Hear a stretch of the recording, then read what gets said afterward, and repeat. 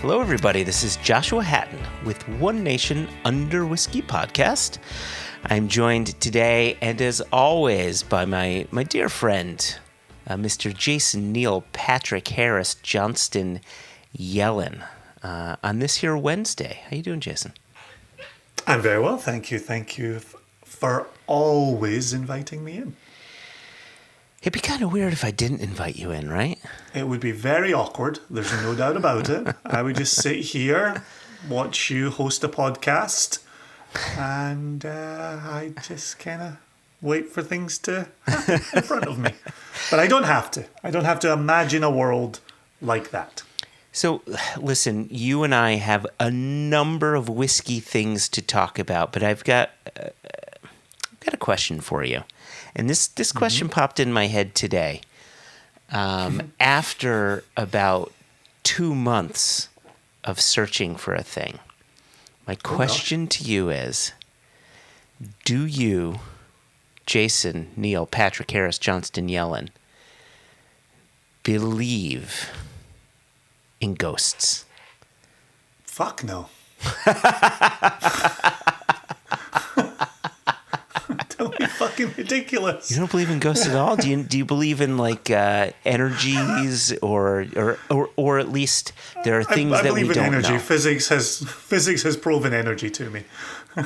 What about mass? Do you believe in the state, not the velocity? Yeah. I am a big believer in velocity. I am all over velocity.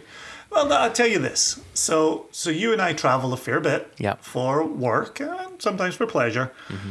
The more I travel and the more the number of flights I've taken in my life increases, and I have, touch wood, clunk, clunk, never had any issue with any airplane ever. Oh, jeez, Jason, we're about to go on a trip. You're not meant to say any of this. Every single time we take off, I say, "Come on, physics, don't let me down. You're undefeated. Let's keep it up." And when we land, you just say, "Oh, thank physics." 100%, 100%. And when I applaud on landing, I'm applauding physics. The laws of physics have remained undefeated. I do not applaud. Don't continue talking there like, oh, that's why you applaud. I do not applaud when the plane lands. Are you an applauder when the plane lands? I am not an applauder when the plane lands because you know what happened? The pilot has done his or her job. That's what's happened. That's all this happened. Next, you'll be saying you don't tip your pilot on the way out. I do. I tip them all the time. Brush and floss 3 times a day. What better tip can you get? But listen, so you know, instead of the Father, Son, the Holy Ghost, is it like, energy, velocity, mass? Like, what's going on here? Yeah, I'm very much E equals MC squared. That's very much me. For me, it's milk, lemonade, around the corner the fudge is made. No, listen, the reason I ask you if you believe in ghosts. See, every time you say, do you believe? All I can think of is, do you believe in life after magic. love? That's all I can hear. Do you believe in life after love, after love, after love? If you can auto-tune that, I would really appreciate it. I can't, but I can wear that bathing costume, that leotard or whatever it was that she was wearing. The duct tape, and if I could turn back time, which we have discussed on this podcast before. Probably more than once. We've discussed it to completion. No, so listen, here's the reason I asked the question. Yes. And do I believe in ghosts? You can tell I didn't ask the question. Yeah, I know. I'm not going to go there. Let's just say you and I don't know. Okay, anyway. So the reason I'm asking you this question is about 2 months ago, I had lost my wedding ring. Gone. Ooh. Couldn't find it. To be fair, that is what happens when you take it off every time you go on a business trip.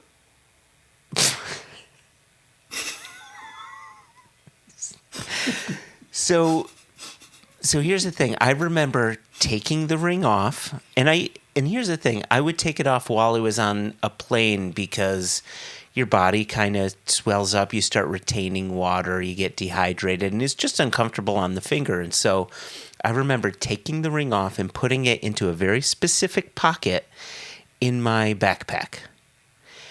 I then get home, and I look for said ring, and said ring is missing in action. And then there's nothing like telling your wife why you took off your wedding ring. There's nothing like that rush. You could go parachuting, skydiving, deep sea scuba diving for the rest of your life. Nothing is as much of an adrenaline rush as telling your wife why you're not wearing your wedding ring. I tell you, I had to tell her that I lost it. I just searched I searched every imaginable place there was. And I couldn't find it. And so I finally had to say, look, I told her, I said, look, I lost my wedding ring. You know what her response was? Get thee to a nunnery. No, she said, again? And I didn't lose it before. Anyway, she's very cool about it. She's like, all right. The fact of the matter is, it was a $35 titanium ring that she got free shipping on back in 2004. So it's not... It wasn't, it's not platinum. I like the detail of free shipping. You got free shipping. That sold her on it. If you don't think that ring's cheap enough, let me tell you about the free shipping that I got with it. And so I had to tell her, and she was like, okay, at least it's not, at least we're not out a lot of money. And I said, it's not about that. It's about the fact that this is my wedding ring. She's like, no, I get it. Like, I'm more sentimental than she is. Like, she is, that's just not my wife. Anyway.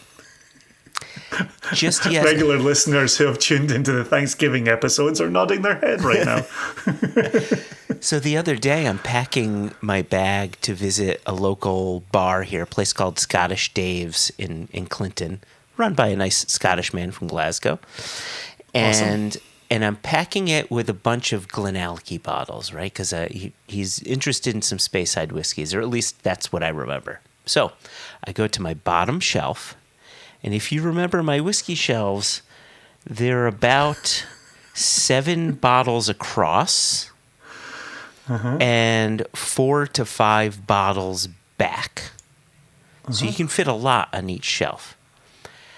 I got to the back of that shelf and found my ring in the back behind everything. I don't know how it could have got. I mean, granted, I believe in physics. I believe it dropped somewhere and it bounced back there and so on and so forth. But it's just one of those things. How do we keep on losing socks in the laundry? How do we keep on losing pen caps? Like, how does this wedding ring show up in a place that makes no sense on a shelf I haven't been to in, like, what's up? Socks lost in the laundry is my favorite episode of Erie, Indiana. Oh, is that a thing? Erie, Indiana. God, an amazing show. I do own all seasons on DVD. Do you remember Erie, Indiana? I don't know Erie, Indiana. I thought Erie was in Pennsylvania. Oh, dude, oh my gosh. This show is so up your alley. You've never seen Erie, Indiana? Is it a scripted show? Is it an American show? Yeah. Is it like... Yeah. Scripted, American, maybe the very early 90s. How do I not know this? Central character is maybe a high school kid and his buddy who's a little bit kind of weird, and there's always weird sightings in his town. It is so your kind of show. I actually think for a while Amazon Prime had it. Oh, okay. If you wanted to go seek it out there, but aside from it being a bit dated for being 30 years old, it's a cracking little show. So almost like a Twilight Zone for kids. So is this for kids? Is this going to be like an R.L. Stine Goosebumps kind of situation? Kind of. I think it's a little more mature than that, but not by much. Okay. And we're talking maturity with your lemonade jokes, so I think it's pitched right at you. It's milk lemonade. Milk. Yeah. And around the corner. Sorry. Yep. So, every time you start saying that one, I stop listening. So I always forget the right order. So, I will check out this show. Erie, Pennsylvania. Erie, Indiana. B, you seem to dodge it. I brought up potential evidence of a ghost. Potential evidence for a ghost? Like, is it weird? Absolutely. Is it challenging? Absolutely. Is it obvious how it happened? Absolutely not. But see, when I watch Penn and Teller, I go, wow, how did they possibly do that? That makes no sense. But I know it happened according to the laws of physics. All right. If you say so. I don't go, well, they're real magicians. They are wizards. Burn them. Well, Penn is Gryffindor and Teller's Hufflepuff. Like, is that true? I don't know. All right. Listen, we do have some business to get to. So, A, we have an interview that I want us to get to. But before that, I know you've got a bit of news, but there was an email that came in just off the back of our last Extra where we were talking about sort of the changing landscape or the modern spirits business with sort of a focus on Scotch whiskey, right? Because that's our focus is Scotch whiskey, and we sort of used Glenfarclas and Springbank as sort of the two examples of, man, who is doing it like these people nowadays kind of conversation. Mm-hmm. For those of you that aren't familiar with this episode of Extra, please go back, check it out. It's a tight 35 minutes, and it's a... Very tight. I thought it was an excellent conversation, partially because I spoke a lot, so it's got to be good. Oof. No, I'd forgotten that detail. It was just a conversation that's really apropos to not just to our business, but I think to a lot of other small businesses that focus on spirits. So anyway, off the back of that, Michael Nolan sent in an email to us calling us out on something. And we'll get to that. Good old Michael Nolan. So the subject is Extra, Season 4, Episode 16. He goes, "Gentlemen, I just listened to the Extra episode where you extensively discuss Glenfarclas and Springbank. I was really surprised that during this entire discussion, the passing of Headley Wright was not mentioned. Possibly you recorded it before he passed. He was a massive contributor to the promotion of Campbelltown, single malt whiskey, and to independent bottling that his death surely needs to be covered in some future form of the podcast, especially considering the fact that he has left the distillery and Cadenheads to the people of Campbelltown. This was done to ensure the distillery was left in good hands and to continue to provide the community with good jobs. May his memory be a blessing." Hear to that. Absolutely. Peace, Michael. So, yeah, listen, Michael, the news of Mr. Wright's passing came, if not later in the day that we recorded, the next morning. So, yeah, it was just something that no one had known at the time of our recording, outside of those close to the Wright family in Springbank, and I'm sure likely a number of people in Campbelltown. So, yeah, if we'd happened to have known that and we were busy talking about Springbank, gosh, we wouldn't even have just brought it in as a tangential comment. We would likely have led with that information. That may have been the news of the week. Right. Right? Yeah.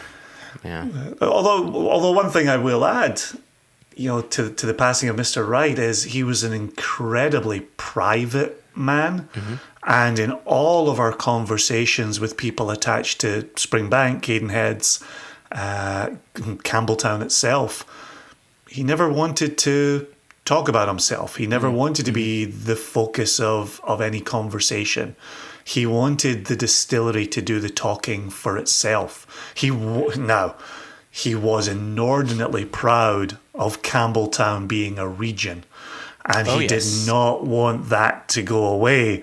Famously, the opening of Glengyle to give Campbelltown 3 working distilleries to go along with the number in the Lowlands at that time. Mm-hmm. So So yeah, he was a champion of whiskey, a champion of independent bottling, a champion of Campbelltown. And while his leadership will clearly be missed, he set up things to be well run and to be properly run after his death. Mm-hmm. And I'm sorry that we now live in a post-Headley Wright world, but the distillery, the independent bottler, Caneheads, will all be incredibly well taken care of. And the people of Campbelltown. Yeah. Yeah, no, well said, Jason. Well said. I don't think I can say anything further beyond that. You ever meet him? You know, I haven't. Have you? I once walked past him, and this was outside the new Springbank shop. Oh, okay. And I just went past him. He was in his tweeds. He had his cane or his walking stick. Yeah. And he was just kind of paying attention to the people milling around the distillery. He wasn't talking to anybody. He wasn't standing beside anybody. He was just absorbing it, just taking it in. And it was only once I was past, I think someone had said to me, you know, that's Mr. Wright himself. I was like, oh, gosh. All right, well, I at least stood in his vicinity without, going back and talking to him or introducing myself. Yeah, right. Which is not a thing I would do. It's one of those people that, hindsight's 20/20. You would have taken 2 seconds to say, Mr. Wright, I know you want to get on with your day. I just want to say thanks for what you've done for Scotch whiskey. Thanks for what you've done for Campbelltown, right? I do that every once in a while. I'm really scared to meet, or I get nervous around meeting like famous people or just people of note, period. But I've gotten to the point where I said, not I'm afraid to meet them, I'm afraid to take their time because they're quite often out there just trying to be humans, right? Period. Right. And so I've taken to just, if I have the chance to pass them, just pausing and saying, excuse me, Mr. So-and-so, Ms. So-and-so, I just want to say thank you for what you've done. You've brought me a lot of joy. Enjoy the rest of your day. And move on. And that's it. And I've done that a few times. And I was going to say, you just had that with someone. Who was your most recent when you were in New York, was it? It was one of the guys from Star Trek Discovery. Yeah, the guy who basically is in charge of operating the ship, ensuring that it can go blink from one spot to the next. Absolutely lovely guy. He was there with, I don't know if it's his partner or his husband, but just a fun couple eating Chinese food along with me, kosher dim sum. And it's like, hey. And unfortunately, what I hadn't realized is he had just jammed food in his mouth. And so it was like, oh, thank you. Talk about being out there just trying to live your life as a human. So hungry. You're welcome, stranger. Well, yeah, to echo what Michael said, may Headley Wright's memory be a blessing. It's well earned. He worked hard. To transition over just a wee bitty, because I know we want to get to this interview. Previously this season, we interviewed Bill Thomas at Jack Rose. Mm-hmm. Bill and I talked about the upcoming Premier Drams event at Jack Rose in DC. He named it as the first weekend of July. We went to print. It did not happen. We did announce in a later episode that it hadn't happened. Tickets had never gone on sale. Mm-hmm. But when we knew more, we would say more. I am very pleased to say that tickets are on sale for the October 1 event. Mm-hmm. Premier Drams happening at Jack Rose Dining Saloon in Adams Morgan in DC from 1 till 4 in the afternoon.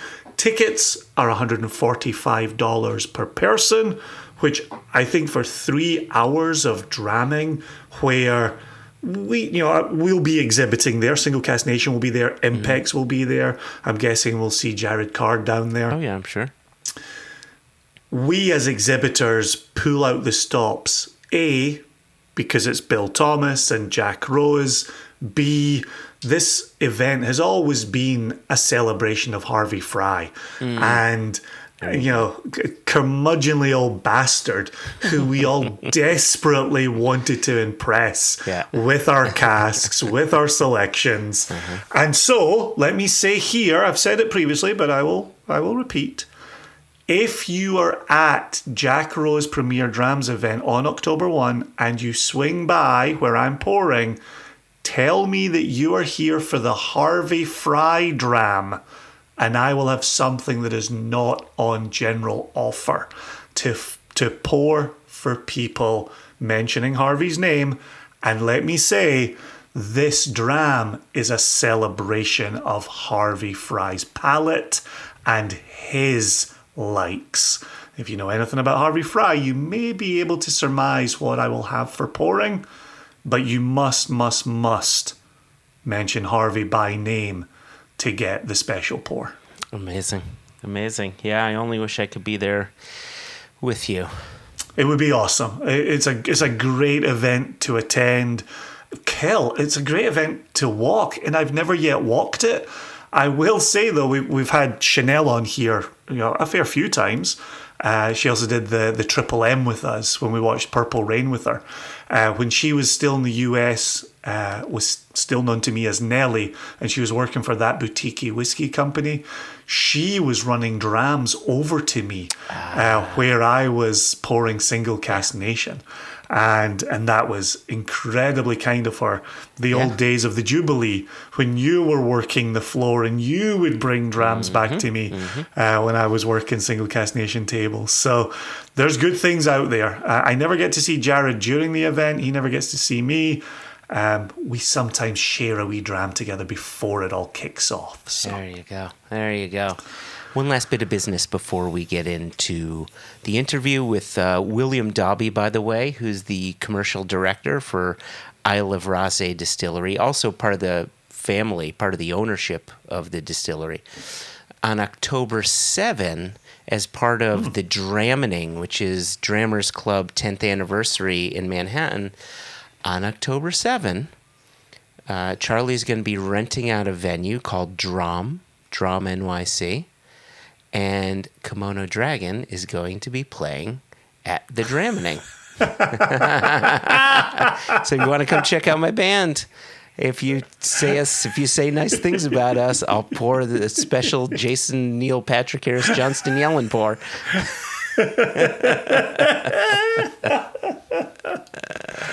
October 7, that'll be fun. Yeah, yep. Looking forward to that. So anyway, I'm sure if you are a member of Drammers, I'm sure you'll hear more about this sort of stuff through Charlie or just through his mailing list. If you're not a member of Drammers, go check it out, drammers.com. It's a global whiskey society that both Jason and I are members of. And they now have a retail partner, plus a bunch of single casks that they do. And there may be a cheeky wee Drammers exclusive SCN bottling coming out within the next 5 to 35 months. So keep an eye on that. I think in the future is the safer way to say that. Future. All right. So listen, I'm done with the news. I'm done with emails for now. There's going to be one a little later. Shall we hand it off to my conversation with William at Isle of Raasay? Yeah. Do you kind of give the listener an introductory passage on William before you start talking to him? Of course, Jason. What am I, an amateur?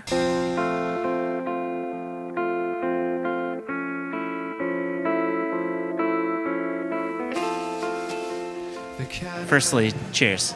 Cheers. Thank you very much, Joshua. Pleasure to have you here. William, do you prefer William? Do you go by Will? Do you go by Bill? It's a long answer to that one.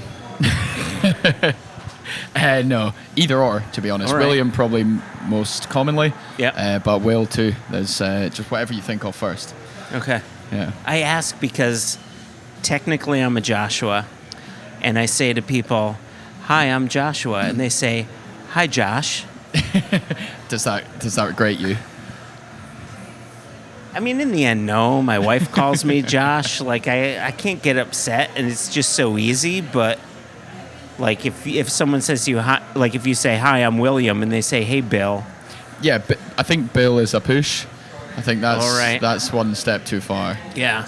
Because it's a completely different name. It is a completely different name. It's very familiar. Yeah. So I would William or Will's perfect. William usually. Yeah. Okay. Well, William, thank you for being on One Nation Under Whiskey. Thank you very much. For our listeners who may not know, William Dobbie is with Isle of Raasay. Well, you should know this. You've looked at our masthead. You've looked at the link on our on Apple Podcasts or wherever you get your stuff. So you know we've got William Dobbie of Raasay. Raasay is a somewhat newer distillery. I think you started distilling in 2015 or started building in 2015 and distilling in 2017. So we were founded in 2014 and we started construction of the distillery in 2015. Yeah. And our first distillation was September 2017. Ah, okay. So if I rewind the clock a little bit to July of 2017, I was at the West Coast Whiskey Phage with Chris Hoban. Yep. And there was a Raasay table, and I think he was pouring while we wait. Yeah, that would have been on the eve of our first distillation, and before we started distilling whiskey on Raasay and then subsequently released it to the market, we had a independently bottled whiskey that was kind of a demonstration of the style of whiskey that we wanted to bring out from Raasay, and really it was a way for us to get the name out there, and all of our team are new to, or were very new to the industry at that point in time, and it was a way for us to start to understand the market and get the name out. Yeah. I want to come back to that in a minute, because I think that approach is quite an unusual one. But before we get to that, I think we're living in an unusual time where modern whiskey consumers actually give a shit about new distilleries and are quite interested in following the revolution. So I wonder if you could just, for a listener's sake and for my sake, give us a rundown of what this looked like from conception of distillery on an island that I don't think has ever had distillation of any sort, maybe not legally, to where you are today. Like, where did this idea develop? How did you get the approvals? What are the steps one takes to start a distillery on a place where distilling had never happened before? Yeah. Okay. Brace yourself for 2 hours of monologue. No. So the distillery was co-founded by two individuals, Bill Dobbie, who is my father, and Alistair Day, his business partner, our business partner. And this was back in 2014. And he was with the Tweeddale blend, right? Yeah, Alistair exactly. Day? Yeah. So Alistair has a family history in blending. Yeah. And the history of his family, his great-grandfather, Richard Day, had a blending and bottling business, a grocer's down in Coldstream in the Borders. Yeah. And that business dates back to 1820. And Alistair, while he didn't work in whiskey before creating the Tweeddale blend, which I'll come on to in a sec, he inherited what his family called the cellar book, which is it's a sales ledger from his great-grandfather's grocery shop, and it has all of the different blends and bottlings that they would sell to different customers, and it actually has lists of all the different distilleries that they would source liquid from and put together for ABC customer. They would say, okay, a spot of this distillery and a spot of that, and so on in a blend. So Alistair inherited that, and I believe the story goes, his father said, look, you can have the cellar book, but you have to do something about it. Okay. If I'm going to gift this to you. So Alistair, I think this was 2009, recreated one of the blends in that book called the Tweeddale, and he set about selling that and introducing that to various whiskey enthusiasts and whiskey lovers around the world. So Alistair was working on selling the Tweeddale blend for a number of years, from 2009, for at least a good 5 years. And he was starting to, as whiskey was becoming more popular, starting to find it more and more difficult to purchase stock, as lots of people were. Yep. And so he figured, hey, do you know what? For the amount of money that I want to buy XYZ casks with, I could potentially build a small distillery down in the Borders. So Alistair set about putting together a business plan for a distillery based in the Borders. And the whole thinking behind that was that could create liquid that could then, sustain the Tweeddale brand and potentially other brands going forward. And trade if you need to. Exactly. Yeah, exactly, yeah. So at that point in time, I think this was about, I believe, 2013, 14. At the same time, my old man, my dad, Bill, was wanting to build a kind of long-term intergenerational family business, which he sort of set about figuring out what that may be. Yeah. And when you're Scottish and you ask yourself, hey, what's a good long-term intergenerational family business, and what's Scotland good at? I mean, we're not great at football, and we're getting a wee bit better at rugby, but I think it's fair to say we're okay at whiskey. Yeah. And so he decided separately to build a whiskey distillery as well. And through that process, though, his background is as an entrepreneur, for want of a better word, in the tech industry. And so the what industry? Technology. Oh, tech. Yeah. I heard tank industry. Tank. Like a little bit Sherman different. tanks? Like it is okay, all right. Yeah. Tech No, he industry. did not sell arms to people. Let's just make that clear. Okay. Software and things like that, Gotcha, but no makes arms. sense. No arms. Yeah. Okay. Cool. And so through that process, he was trying to find somebody who he could partner with, who would be able to help with the whiskey making side of things. And that's when he met Alistair. And both of them came together at that point in time. And I'll come on to how Raasay came into the picture, because you've got Alistair with business plan for the Borders, being introduced to my old man who was looking to build a whiskey distillery. Yeah. And through that period of time, things don't just happen instantaneously. Discussion and this, that, the next thing. And my dad was with his mates. They were actually out drinking, funnily enough. And checks out. Yeah. He was talking to a group of them, and he was saying, "Oh yeah, I'm thinking of building a whiskey distillery." And most of them said, "Are you effing mad? People don't build whiskey distilleries." And he said, "But I'm not sure where." And they were kind of just spitballing ideas. And then his best mate from school, they've been friends since they were like 5 years old, Ian Hector Ross, and Ian's actually works with us today. He's part of the sales team, and does kind of local sales around the Highlands and Islands. Gotcha. But Ian said, when my dad said, "Oh, I'm wondering where to build one," Ian said, "I know the exact place, Raasay."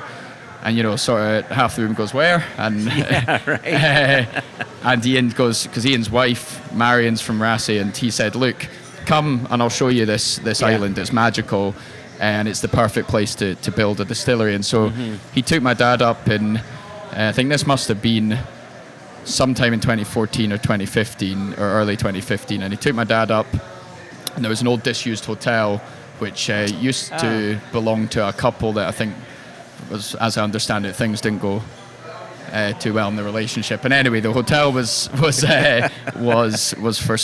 Okay. And on that day, they bought the hotel, and then my dad actually went back to Alistair and said, "Hey, Alistair, really interested in the way you're approaching whiskey making." And Alistair had a really, which we'll come on to, a really compelling kind of ethos around the production of whiskey. Yeah. But he said, "Hey, Alistair, how about you come and look at this place in terms of a location to build a distillery?" And took Alistair up to Raasay, and I think for both of them, the penny kind of dropped, and they, you only have to go to Raasay to see how amazing a place it is. Stunning. And how kind of magical it is. And I think, and they both decided, look, let's build a distillery here on Raasay. Yeah. And the Borders concept is still very much a long-term ambition of ours as a company. Yeah. Okay. But what we said to ourselves at the time was, look, let's build the distillery on Raasay first. Mm-hmm. Let's get that kind of humming. Yep. And we're pegging away at trying to do that. And then we'll come to the kind of other plans down the line. So that's actually our company name is called R&B Distillers. R&B means Raasay and Borders, and initially meant Raasay and Borders. And so the company was founded with the concept of, let's build a distillery on Raasay and then build a distillery in the Borders, as Alistair had originally planned. So, so as I said, a bit of a long answer to a short question, that's how we came to deciding on Raasay. So you've decided on Raasay at this point, and again, a very untraditional place for distilling, as far as you know.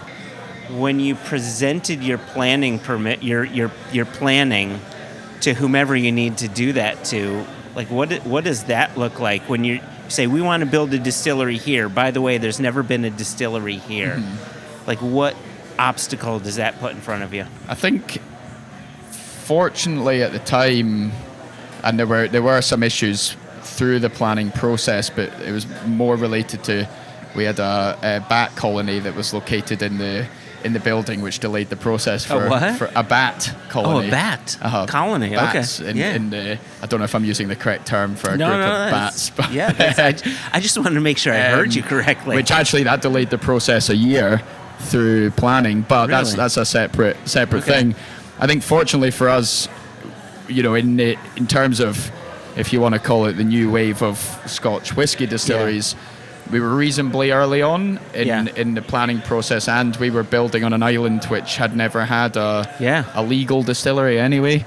And, so there weren't necessarily the same concerns of overcrowding of distilleries to a certain location. And actually, in fact, the job creation that it has and was planned to kind of drive was, made things, I think, a little bit more smooth in terms of the acceptance of the concept of a distillery on Raasay. As I said, things got a little bit bumpy along the road during the planning process, but overall, generally, it was well received at the time. And aside from the planners, one of the key groups of people to bring in, and that my dad and Alistair spoke to, and socialised the idea with very early on, was the locals on Raasay. And so, they presented plans as early as possible and made sure that people, I think, had the opportunity to kind of input or discuss or just ask questions wherever they were any. Sure. So I realized that I may have asked this of Ian Robertson before when he was distilling with you, but I think it'd be a good reminder because we talked about while we wait. Yep. Which was an interesting concept where you guys weren't distilling yet, but you independently created a specific blend, a single malt. Yep. To say this is the style we're looking to emulate once we come online. Around, right? Is that a fair statement? So we, aside from Alistair recreating the Tweedale for that period of time pre co-founding R&B with my dad, nobody in our business has worked for a whiskey company before. Well, that's funny. Just kind of let that sit for a second. Yeah, okay. Pause. Okay. And we actually pride ourselves on that. We like to think we're carving our own path and our own direction, and I think a lot of that comes from the sort of blank sheet of paper approach that we've taken to making whiskey, and I mean everything from where the distillery is to how we make it to how we sell it and so on is, I think, we'd like to think anyway we're thinking with an open mind. So the question that I'm trying to get to is, you create this product called While We Wait, yes, right? Which I think is super smart. No one has really done something like that. The true question that I have for you is, once you've created this product while we wait, did you feel as if that confined you a bit? In that you said, okay, guys, this is what we're going to taste like. And now did you feel as if, shit, we've got to do this, and if we don't, it could present issues? Like, did While We Wait lead that direction, or did you veer from there in any way? Yeah, so I'll kind of scroll back to where I was. Apologies for losing my train of thought. No worries. We're 2 years in, like you said. Exactly. But yeah, so none of us have ever worked in the industry before. So While We Wait was really a way for us to learn. Yeah. Learn about whiskey, learn about the market, learn how to make it, learn how to sell it, learn how to talk about it. And so we created that in 2015 for exactly that reason. And in terms of the flavor profile of that whiskey, we knew before we built the distillery on Raasay what flavor profile we wanted from the single malt. So we have created what we would kind of internally define as a Hebridean style of single malt. And what we mean by that is, for us, that's a lightly peated single malt with dark fruit characteristics. And dark fruit characteristics come from Alistair wanted to bring back a kind of a bit of a lost flavor profile from the islands, which had those sorts of characteristics in the whiskey. Yeah. And so we knew that our flavor profile for our core style was going to be lightly peated with rich dark fruit flavors, and actually everything was then designed backwards from there. Oh, interesting. So, we didn't kind of create While We Wait and then think, oh, shit, we've not got to make a whiskey that tastes like that. Yeah. We actually knew that the spirit and the core style we wanted to release from Raasay was lightly peated with rich dark fruits. Yep. And then we designed everything from the wood program to the spirit style to the design of the process to suit that flavor profile. Sure. Okay. And then that meant that when we were putting together While We Wait, which, as I said, was because we wanted to learn about whiskey, we knew that we wanted it to be that flavor profile. So really, While We Wait was born out of what we wanted the Raasay single malt to taste like, rather than the other way around. Yeah. And so just curious, you'd mentioned Alistair wanted to bring back this dark fruity characteristics from a Hebridean distillery, something that had been lost. I had heard somewhere years ago that the traditional cask for maturing Scotch whiskey was claret wine. Mm-hmm. Is there a connection to that, or was there another type of cask that Alistair was targeting?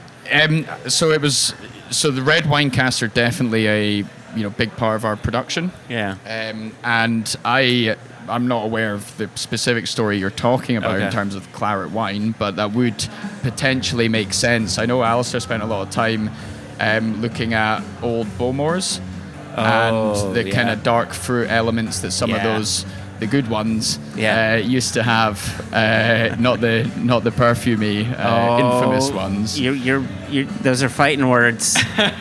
Jason and I are massive FWP fanatics. We love our perfumed Bowmore. Okay, right. So I'm just saying, tread lightly, William. That's all I'm saying. I'll try my best.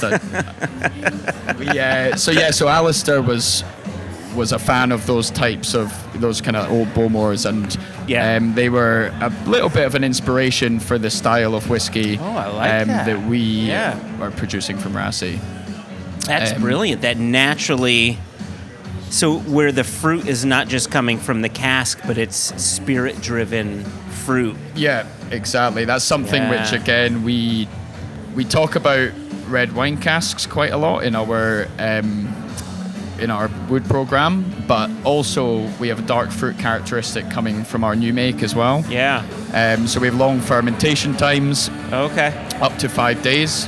And what that brings is, kind of blackcurrant, dark fruit characteristic in the whiskey. And that's, again, something that we were looking for in the design of the distillery, was a kind of fruity new make, but specifically those dark fruits. Interesting. And then we wanted to kind of amplify that and bring that out further with the use of the red wine casks in our cask policy. So let's back up a little bit on that sort of dark fruit driven spirit note. I guess I have sort of a two-part question for you. A, do you think that's a yeast-driven note? And B, do you think it's maybe a more barley-driven note? And then B, two, is, if I remember correctly, you are using exclusively Scottish barley, which is quite unique. So how does all of that play into that dark fruit note that comes through in your new make? So Raasay is a very unique water source, and it's got one of the most diverse geologies in the UK. Oh, okay. In fact, and this is the inspiration for some of our design work, which you know on the bottle and so on. But gorgeous bottle. The geology on Raasay is extremely diverse. University students go there for field trips, all that kind of stuff. And the water is therefore high in mineral content, specifically manganese. And manganese helps with the yeast development and fermentation and brings out those kind of dark fruit characteristics. I guess to answer your question, we would see it as coming from two areas. One, the fermentation, so the yeast development in the fermentation, and the other out of the red wine cask. So while we definitely are, experimenting with different varieties of barley and different kind of sort of regionality of barley growth, the dark fruit characteristic in particular we see as coming out the fermentation and also the cask policy that we've got. That's wild. Water is this often overlooked. You've got a product that's made of 3 ingredients, 4 if you consider thyme and wood an ingredient, which I do. But we talk about barley. Everybody wants to know, what barley type are you using? And I get that. Or nowadays, more people are interested in different yeast types. Here in the U.S., there's proprietary yeast varietals, and you've got distilleries like Kilhoman that are using 2 different yeast varieties and so on. Yeah. But we don't typically talk about water. And as you were mentioning that, I'm reminded that you also bottle on site. Yeah. Which means you're diluting your spirit with Raasay water. Yeah, so that's unusual that a distillery is diluting with the water that they use for production. Exactly. So for us, there's great debate, right, about the influence of water, and I think also great skepticism about the influence of water on the flavor profile of a whiskey. And for us, the important bit is not, where the skepticism comes from is, the distillation part of it. Yeah. Where, there's different schools of thought, but, some people say, okay, all the flavor is distilled out and the water's got nothing to do with it. Where water is important for us is post-distillation. Yeah.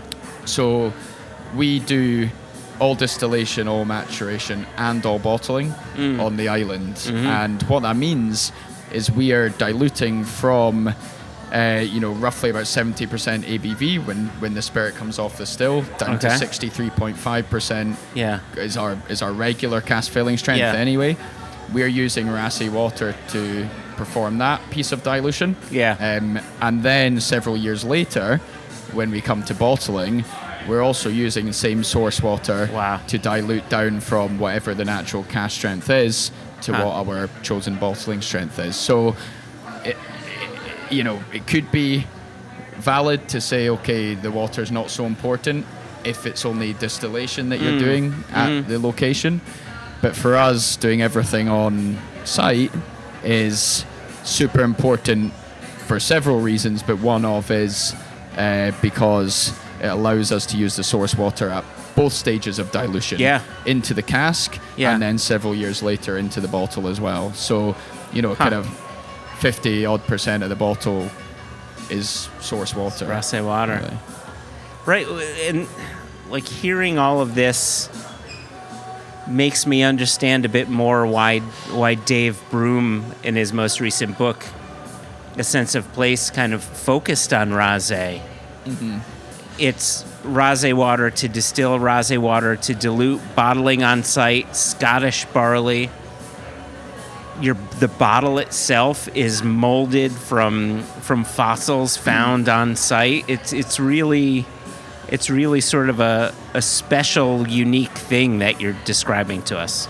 Yeah, absolutely. The provenance of the island is something which is really what we're all about. Yeah. And it's everything from, doing everything on site allows us to really say, this is our Raasay whiskey, right? But more so than that, it allows us to, kind of control quality and be in control of all parts of production. We're not outsourcing warehousing and sending the casks elsewhere. We're not outsourcing bottling and so on. But probably more importantly is providing jobs to the local microeconomy. It's which is a key part to what we're doing as well. And so for us, the island and the provenance of the whiskey is so key at every stage, really. And that's what the bottle's all about. It's a nice looking bottle, but really what the point of it is to encapsulate the place where the whiskey is made. And we went out with modelling clay and moulded different rock and fossil formations on the island, and they were 3D scanned and created into a CAD model and made into glass. So it literally is, every single indent of that is reflecting Raasay. It's a real piece of Raasay. And so, as much as possible, we're bringing that island provenance through in the whiskey. I love it. What was bringing people to Raasay before the distillery? You have a dedicated ferry. The island is obviously gorgeous, but what was bringing people to the island before the distillery was there? Because you had the hotel, right? So it makes sense. There was travel there. Yeah, so there was some. There's definitely some activity in Raasay. Don't get me wrong; it wasn't as if there was nothing going on there before there was the distillery. In fact, Raasay House is the hotel just down the road from us. Is an outdoor centre, and so lots of schools particularly from Glasgow, would spend time there in the summer doing kayaking and all that kind of stuff. So a lot of people who went to school in Glasgow, if you speak to them, they'll have heard of Raasay from going on outdoor or outward bound. It's like field trip kind of things. Exactly. Field trip things, summer field trips. So that was something which has been happening for decades. And then in terms of tourism, that's probably the main thing that the distilleries brought to Raasay a wee bit more. Skye is one of the most famous parts of Scotland. It was, of the world, I'd argue. It's Skye. I mean, exactly. Sorry, and I would say perhaps Raasay was maybe overlooked a little bit by people who would travel to Skye and to some of the other Western Isles. And I think what the distillery has done is brought a little bit more tourism to the island specifically, rather than just the area where there always was. Well, not always, but where there recently has been quite a lot of tourism. So what was happening on Raasay before? There's a lot of crofting on the island. There's Raasay House, which is a hotel and an outdoor centre for kids, but other than that, there was probably no commercial or kind of larger commercial business. Certainly no exporting as well. To now have a product from Raasay exported to 35 plus countries is quite wild. Something, I think. So, yeah. Is that a sense of pride for the locals?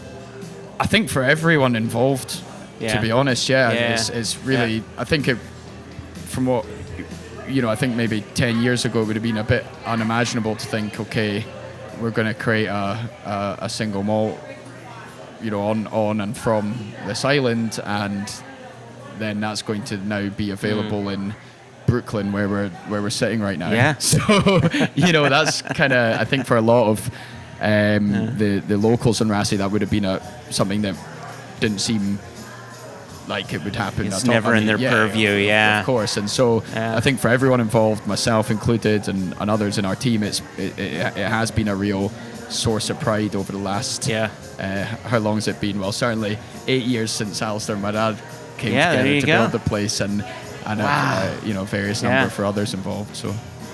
So you've got a few very unique things going on. You're distilling in an island that is not traditional for distilling. You're using your local water for every bit of the process where water is needed. You're bottling on site, very unusual. Using exclusively Scottish barley, very unusual. You're Scottish owned, which is increasingly more unusual these days. I'm not going to go down that rabbit hole, but I am curious to go down the rabbit hole of your recipe for your signature single malt. And it was interesting. You did a training for the Impex team last week, and you started going over your recipe, and you said, well, we do the Chinkapin, we do the Bordeaux, and we do the rye, and this is why we do rye rather than bourbon. It hadn't even occurred to me that sherry wasn't in that recipe. I don't know why, but it hadn't. But you have a very unusual recipe, not just in casks, but in spirit as well.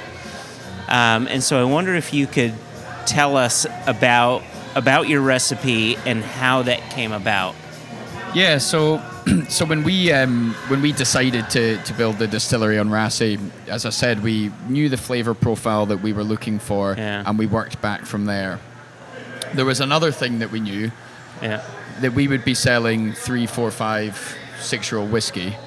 And to be completely blunt and short, we couldn't afford to not do that. Makes sense. Yeah, because you didn't lead with vodka or gin or anything like that. Yeah, we can come on to the gin, which actually was something which came after our whiskey, quite counterintuitively to most. But yeah, in terms of creating the Islay Raasay single malt, we knew that we would be selling young whiskey.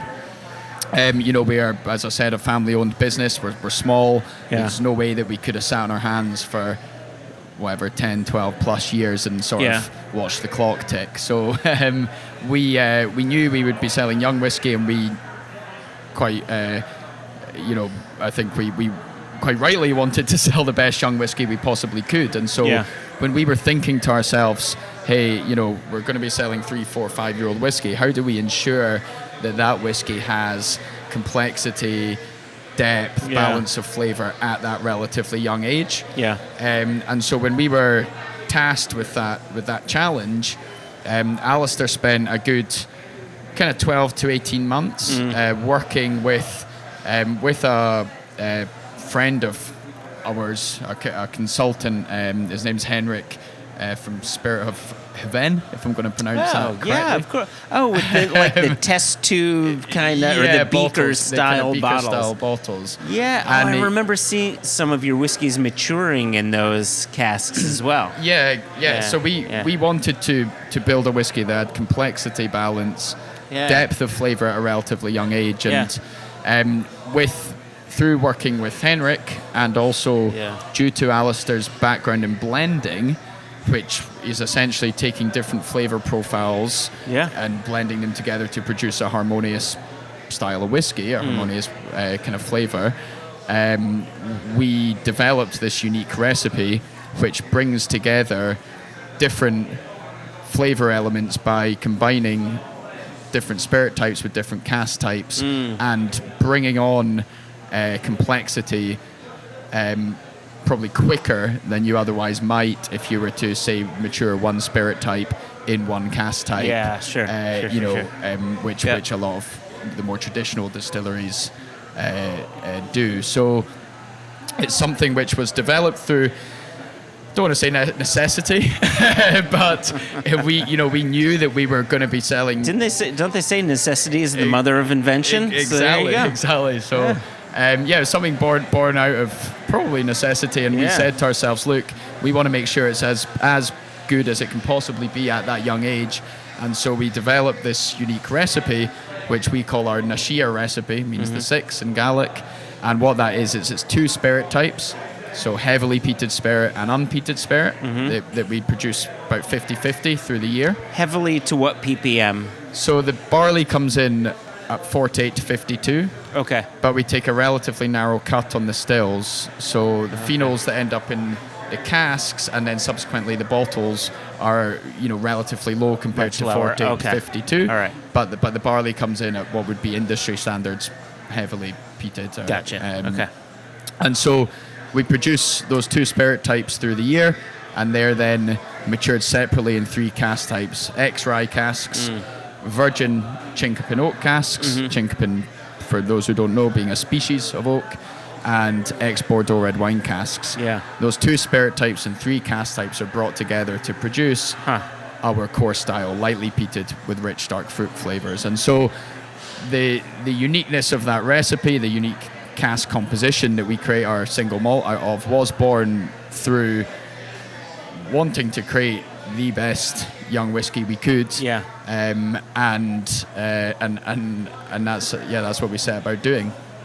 And it's something which, the next natural question is, well, what about your older whiskey and aging that on? And that's where we, now that we're emptying casks, the refills are what we will be kind of laying down for future and older expressions. For older, exactly. Not for your 3, 4, 5-year-old, but for your 8, 12, 15-year-old. Exactly. Okay. If we go down that route. Yeah. So that wasn't my next logical question, but I'm not a very logical person. The logical question that I had in my head was, and maybe the answer is quite obvious, but the question that I had was, why not ex-bourbon and ex-sherry if that's... I mean, I think a lot of people use ex-bourbon and ex-sherry because, A, ex-bourbon casks are quite ubiquitous. They tend to be slightly easier to access. Ex-sherry is just incredibly familiar from a flavor standpoint. So you've avoided the most ubiquitous cask as well as the most familiar cask to people, especially when it comes to the darker whiskeys. So why dodge those for these 3? Yeah, so a few reasons. One is to develop flavor and complexity at a relatively young age. Yeah. 2 is, we pride ourselves on having quite a distinctive flavor profile. When people ask me, what does Raasay taste like? What's a distillery similar to? I actually don't have a great answer to that. I like to say, a Raasay tastes a Raasay. Yeah. And we wanted to create something distinctive, something unique, something that's identifiable to us. And so, if we were to go down the route that many others have and the more traditional cask types that are used in whiskey, we don't think we would... really have a flavor profile that was kind of unique and ownable and something that really was true to us. Yeah. And the third reason is that flavor profile we were looking for, lightly peated with rich dark fruits. Yeah. The lightly peated element could obviously come from the spirit. Sure. But that fruity element is something which... And dark fruits specifically, because cherry can often be associated with dried fruits, things like that. Sure, but exactly. Those kind of cherries, those black currants, are uncommon in whiskey. Yep. And that's something which led us to the wine casks and so on. So, it's really, those 3 main reasons: the complexity, balance, depth of flavor at a young age. Creating a distinctive whiskey that was unique and identifiable to us. And creating a whiskey of that style that we aspired to make, which is the lightly peated with rich dark fruit flavors. There's something that I find quite special about your ex-Bordeaux casks. When we were at the distillery last September, 2022, we tasted through a number of casks, and you had taken us through, here's peated rye, here's unpeated rye, here's peated Chinkopin, here's unpeated Chinkopin, and so on. And then when we got to the peated and unpeated Bordeaux, the thing that struck me instantly was that it didn't taste of wine, but it, like you had said, it was the cherries, it was the black currants, it was the coffee grounds from yesterday. Like it didn't taste like dirty sock wine, rather it tasted like all the fruit that you would get, the notes that you would get that you talk about, meanwhile underlying is the dirty socks from, like none of that was there. So how are you achieving, or if you know, how are you achieving the fruit without the wininess?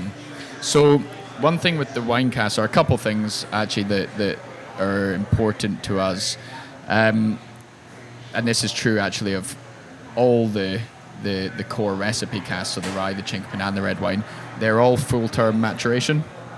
Oh, okay. So, and with the wine casks, what that means is, so that maybe that kind of undesirable flavor profile is perhaps been driven by wine finishes and whiskey spending a brief amount of time in a wine cask, 6 months, 9 months.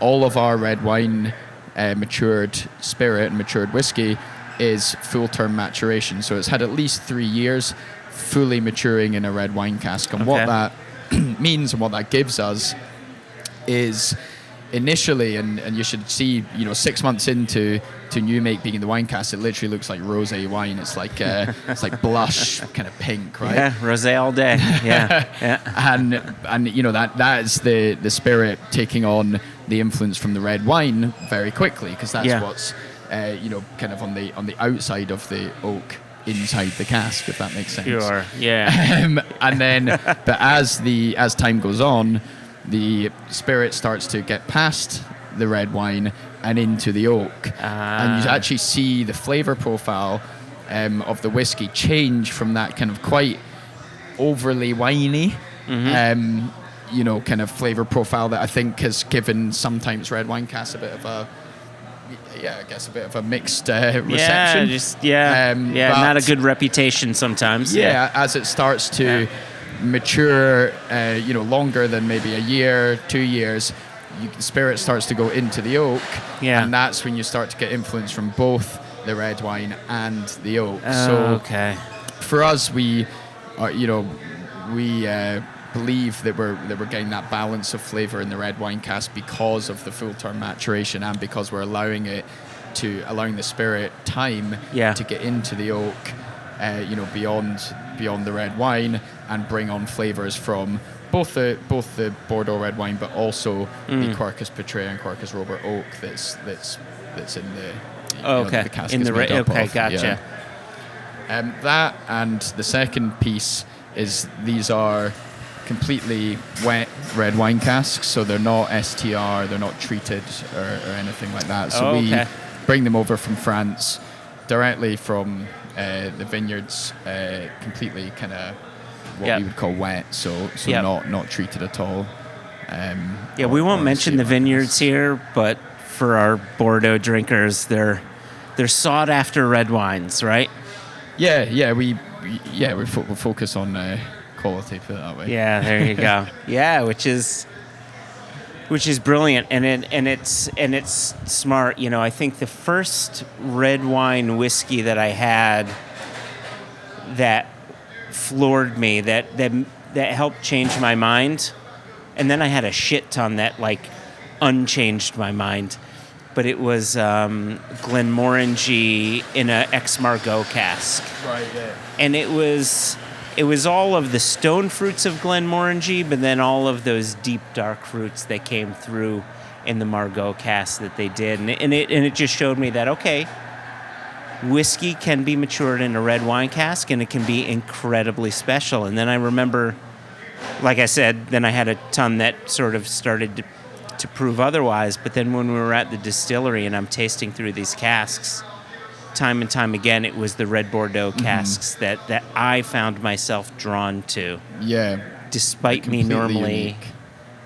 Trying to stay away from it. So completely unique, and it's something that we've had spent quite a lot of time talking to people about, and and maybe kind of working through some of those preconceptions about red wine casks. And I would say they're a hugely unique flavor profile, and something which is extremely important again to our overall kind of core style of whiskey that we're creating. Yeah. So, started distilling in 2017? Yeah, I think it was the 19th of September from memory. Oh, that's my daughter's birthday, the 19th of September. Oh, wow. Oh, we could do man. A little special bottling or two. So here you go. So 19th of September 2017. Yeah. So your spirit became of age the 20th of September 2020. Yep. Right during COVID. Yep. How did that look for launching a brand? Frightening. We launched what we called our inaugural release in November 2020. Okay. It was a bizarre period of time. Strangely enough for us, it was a small batch release anyway, and we were kind of, I don't think it's necessarily any sort of sign of any kind of thing for you to sell your first release. I think it seems to just happen with lots of distilleries. So, we were always planning to release in that November period of time, whiskey season and so on, and we released it. Predominantly, we released it online in the UK, and then we released it via our distributors at the time internationally, and it was a weird one because on paper it would have been a really challenging time to launch a single malt brand and so on, and it was from a lot of perspectives, like kind of logistical perspectives and operational perspectives. Yeah. But from a sort of awareness and I guess a sort of demand perspective, actually it was strangely favorable because there weren't many distractions apart from people, and particularly whiskey fans, sitting on their computers finding whiskies to buy. And so that's a good point. Strangely enough, for us, we were unknown, right? And we're still a very small brand, and for us at the time, it was a bit of a captive audience because you had a bit of a fever going on in whiskey. Yeah, sure. For better, for worse, and for all sorts of reasons. Strangely enough, it was a bit of a captive audience to launch the first release into. So I actually think from a brand awareness or demand perspective, it was actually an okay time, all things considered. But balanced with the fact that it was a shit show logistically and operationally because of restrictions and absence of workers and our kind of freight forwarders and all that kind of stuff. The whole thing was a shit show. Speaking of logistics, I was thinking about this earlier. I forgot the question, then it came back. I was thinking about just getting onto and off of Raasay. Yeah. Like, you're tied to that one ferry going back and forth? We are. On the one hand, and as I was talking about before, doing as much as we can on the island is clearly super important to us. On the other hand, it can be a pain in the ass. We everything has to go on and off via the ferry. Yeah. So when it's a bit windy in January or February, and in fact we've had ferries cancelled around Christmas time, which is not great for trying to get people shipments and so on. Sure. But we are you're kind of limited a wee bit with from a logistical perspective. That said, the Sky Bridge is helpful. At the very least, the ferry's only 25 minutes. Yeah. It's not the same as an Isla ferry or some of the outer Hebrides, and so if the ferry's running, we're actually reasonably well connected, all things considered, because you're then on a road on Skye. Yeah. You've got the Sky Bridge onto the mainland, and you're kind of home free from there. Yeah. So sort of. Yeah. So there's been challenges. But we're working through them. I think one of the more challenging areas logistically has been less large chunks of kind of pallets and things like that moving on and off Raasay, but more your kind of smaller couriered orders to small and independent retail in the UK. That's been difficult because you've got limited choice of couriers on Raasay. In fact, there's only one that you can choose from. Right. You know, it's expensive and all that kind of stuff. So we're trying to find different ways to get cases to our retailers in the UK. You need a robust drone system. We need a lot of things. I think that's what you need, yeah. So the other thing that I wanted to add, well, I've got a couple more things for you here.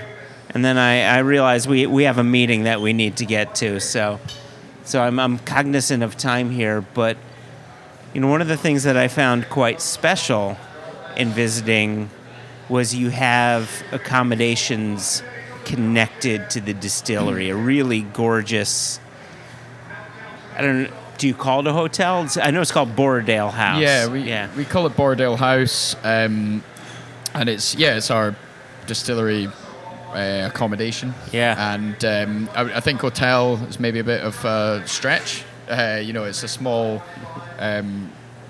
six double bedrooms, lovely rooms, and we've just recently introduced a restaurant and a bar. Yes. We call the whole kind of visitor experience Borrowdale House, which is more homely than calling it, I guess, a hotel or accommodation. It's part of our whole distillery. It's kind of our customers' place to chill out. Okay.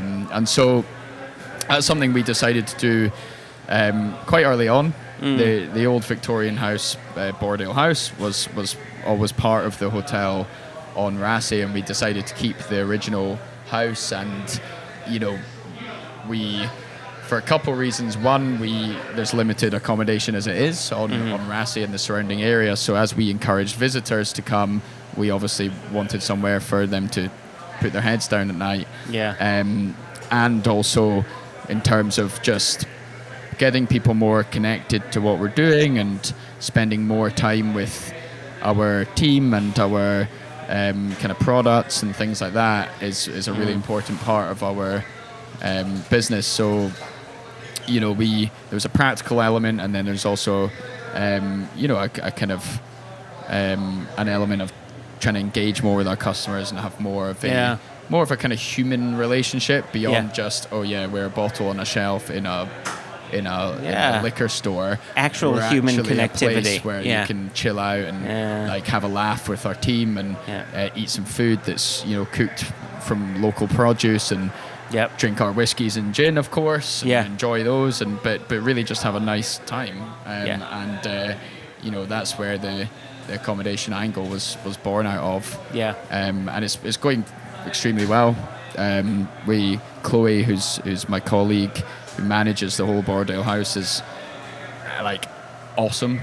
And we couldn't live without her. And she's really kind of amped up the quality of the experience as well over the past sort of year or so. So yeah, we're enjoying seeing people enjoy it as they come to visit. Yeah, the restaurant was phenomenal. I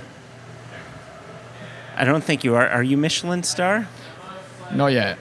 Because man, if you're not, you wouldn't know you weren't. Let's put it that way. I thought it was the way, you know, part of the way we talk about Michelin star restaurants is what's your difference between fine dining and a Michelin star, and it's just that extra 5% of looking after the customer, making sure things are plated at the same time, like just very tiny little things, and you were nailing it every time when we were there. And so it was a really special stay.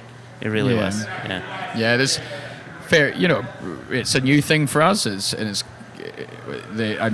food element, and we're working on developing it all. But I think so far, and this is the most important thing, our guests and our visitors and customers are enjoying it, and we're getting great feedback. So you know, doing more of what they love is kind of what we're here for. Yeah, beauty. All right, I got two last things for you. We'd be remiss if we didn't talk about you doing things in reverse. You open a distillery, you produce a bunch of spirit that you can't sell for 3 years and a day, and then as you start releasing your whiskeys, people are saying, yeah, but where's your gin? Yeah, we... and then you say, oh, fuck, maybe we should make a gin. Yeah, we were a bit kind of stubborn's the wrong word, but we were definitely, and we probably are, whiskey first, right, in our DNA. Just the way that the company came to be, you know, Alistair's background, just the spirit we first produced was whiskey, and that's definitely our DNA. But as we progressed as a destination and people came to the distillery and all that, every second customer was asking us, oh yeah, where's your gin? Can I try your gin? I think we got a wee bit sick and tired of saying we don't do gin, that we decided to listen to our customers, which is no bad thing to do. It's not a bad thing. and create a gin. So we first launched the Isla Raasay gin in July 2019. Okay. Which is, when you think about it, almost 2 years after our first malt spirit ran off the stills. Yeah. Okay. And that was initially just for the distillery shop and for our website. But again, people then enjoyed it. They liked it. Oh, I'm from so-and-so place. I'm from here in Germany, or I'm from there in, south of England. Where can I buy it? So we then kind of opened up the distribution of the gin, and I guess the rest is a short history. But it's a slightly unusual gin in that you're using some of your local botanicals. One being rhubarb, if I'm not mistaken. Yeah, so the key botanicals are juniper, of course, and we put a small amount, or what we can, of Raasay juniper into the production. There's not enough to do the whole production from the island, but we put what we can in. Also lemon and orange, which sadly not native to Raasay. The climate is not quite there yet. Okay. But it's I like the use of the word yet. Well, slightly depressing, but we lemon and orange peel, which is just a key flavor profile we're looking for. It's quite a citrus-led gin. And then rhubarb as well. And what inspired the use of rhubarb was wild rhubarb was growing at the hotel when we bought the place. Okay. And so that inspired the use of rhubarb in the overall gin recipe. Yeah. And then we actually have a final, I'm quote unquoting with my hands here, but air quotes. Secret botanical that's not so secret, which is actually our Raasay malt spirit. So we have some of our new make, unpeated of course, new make in the gin as well. So I like to say it's a whiskey lover's gin, because of that. So it's enough to be detectable. It gives dark fruits coming from that. I feel it gives a bit of course, the fruitiness, but it gives a mouthfeel to our gin that I think is quite unique. Yeah. Because you've got that slightly more kind of sort of viscous malt spirit in there, it just gives the gin quite a sort of well-rounded mouthfeel that I think is unique to our gin. Yeah. Gotcha. Well, I can personally vouch for its deliciousness. I like it quite a lot, and I'm not a gin drinker. Yeah, so whiskey drinkers. So whiskey drinkers gin. So listen, I realize we have a schedule. We have an appointment that we need to get to. So I'm going to leave you with one thing after I ask you this question. What does the next 5 years look like for you? What is driving you and the rest of the team at Raasay for the next 5 years? What are you looking forward to? So a couple things. I mean, we really want, with the Isla Raasay distillery, we would love to kind of, build a super high quality, respected, sort of single malt from an island that has never had that type of product, and really, build something that's going to put Raasay on the map. Yeah. And benefit the local and wider area, and build and create the best single malt we possibly can from that island. And that's what we're trying to focus on for the next 5 years. Telling our core story around the world, hopefully having people enjoy that and drink the whiskey and have a good time around it, and bring the island to the world. So that's our kind of, I guess, quite simple 5-year ambition with Raasay, is build a kind of iconic island single malt that will do the island proud. Yep. And more broadly than that, for our team, we are building a second distillery in Campbelltown, and the whole kind of thinking behind that, I mean, we like to challenge ourselves, I guess. And we are, we're an ambitious group of people that want to, kind of create a long-term sustainable business. And so, we wanted to add a second distillery, and we wanted to add a complementary style of single malt from a complementary region in Scotland, but that also has similar USPs in terms of provenance, quality, and kind of independence. Sure. And so we purchased a farm down in Campbelltown. Okay. And we're going to build a fully sustainable farm to bottle distillery down there. Okay. Where we'll grow our own barley on site.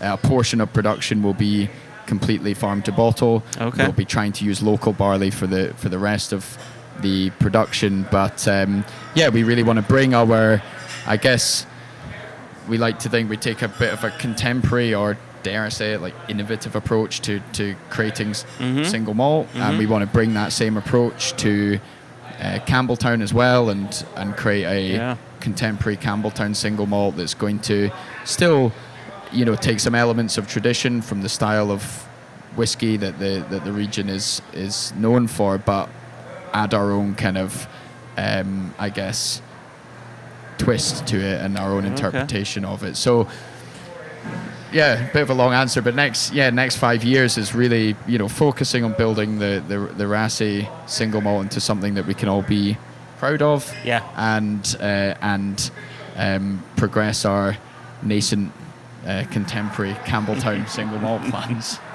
So wait a sec. So if you were R&B distillers, Raasay and Border, are you going to be now RNC and B? And we still have plans to do something in the Borders. In the Borders, you do. Essentially, Raasay and what will be called the Machrihanish distillery will be two single malt by the distilleries. Golf course. It's out next to the farms next to the airport. So there'll be two single malt distilleries producing two distinctly different styles of whiskey, and then we do have plans to build a smaller distillery in Coldstream, which will be, for want of a better words, lots of things that are not single malt. So think of mash bills, pot still distilled mash bill whiskies, different grains, etc. So I like the sound maybe of that. That's a kind of exciting place to to wrap things up. Oh, beauty. Well, thank you. Oh, the thing that I was going to leave you with, and I'm not blowing smoke, and I'm taking my Impacts hat off. I truly think what you guys are doing is phenomenal. I feel as if without the Impacts hat on, Raasay is a brand that I shout to the rooftops, because I feel you guys are doing something not just the right way, but something that's different and offers new flavors, and something new to a drinker, which is what whiskey drinkers want. What's that new thing? And there's so much to discover with you guys. So my hat's off to you. I think what you're doing is quite excellent, and I'm happy to shout it out everywhere. Thank you very much. Well, I appreciate the kind words, and looking forward to that fourth beer. There you go. Well, cheers to that. Cheers to that. Thank you, Joshua. Thank you, William.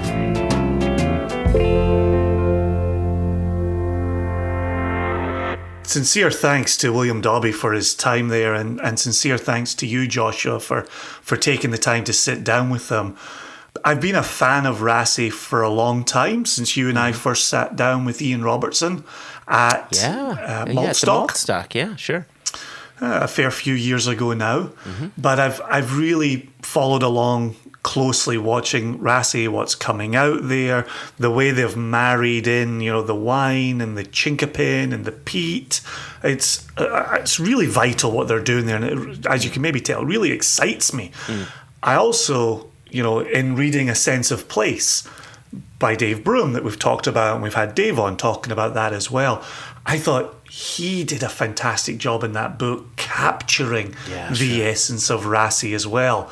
So through your interview there, it's lovely hearing more about that, that elementary passion that exists at the distillery on Raasay. Yeah. It's really cool, really cool. If I have a regret, it's that I'm not tasting more Raasay. I know you've been very fortunate. Obviously, you're part of Impex, and you're bringing them in, and you're tasting cask samples, and you've been to the distillery. Like I genuinely feel envious of that. And I know that when you were last there on the island, and you were texting me like, we're tasting this right now. It's phenomenal. And we just had this. It's phenomenal. I had a little green-eyed monster there. I really wanted to share in that excitement as well. And now here you are talking to William in person, and I'm not a part of that conversation for obvious reasons, different directions, blah, blah, blah. Yeah. But thank you for bringing it to the podcast, and thank you to William for his time. That was very cool. Yeah, it was my pleasure doing it. William he's a passionate guy. He's young. He's enthusiastic. You know as well as I do. He's part of the family that owns the business. There's something to be said about speaking with someone who has an ownership stake in that business. You're having a different conversation. It's not just coming from, we make a product and we sell it. Like, this is what they do. This is providing for families, right? This is them taking things from the ground up. Like, it's a point of pride, left, right, and center. And so that I think came through with the conversation with William. So yeah, again, you said it before, but I'll say it again. William, thank you so much. It was excellent spending the time with you. Yeah, and when you get some more of those super sexy samples from Impex, you've got my address. Just... I tell you, I'm not going to say it here because there are certain things I'm not allowed to say. Here's what I will say. When I was at the distillery last September with the Impex team, and they took us into the warehouse, gorgeous warehouse. Sorry, Chase, I just rubbing it in a bit more. And they tasted us through some single casks of a very specific cask type that you don't see too often, if at all. I can't remember when I've ever seen it. Anyway, we were the entire team was like, "Oh my God, can you just bottle all of this?" That's the next single cask that's coming to the U.S. and it's oh wow, yeah, it's going to be a belter. I'll make sure you get a bottle. Don't you worry, you will be very happy. Yep. To be clear, Impex single cask and not Single Cask Nation single cask. Yeah, Impex. Yeah, thank you for clarifying.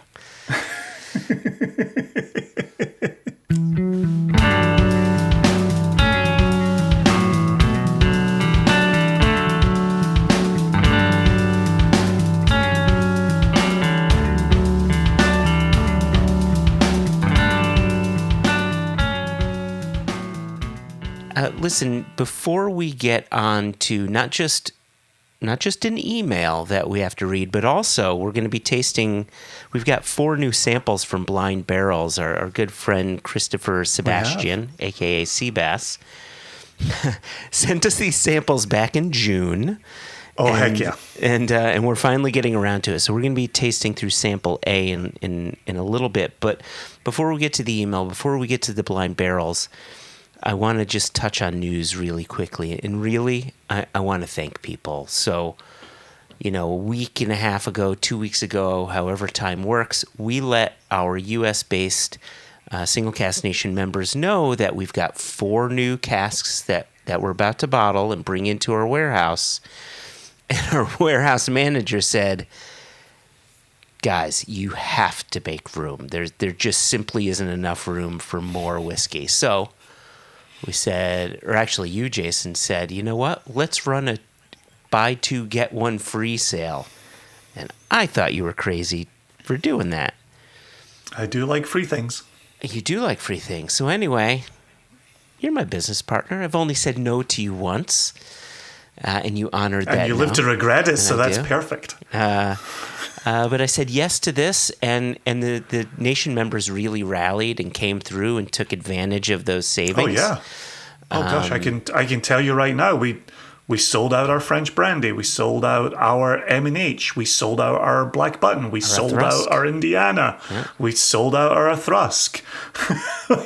Now I'm worried that I'm putting together an incomplete Joshua Hatton list, but yes, if you go to our website right now, we have Copperworks, we have a little bit of Macmira, and we have a little bit of the Good Ride bourbon.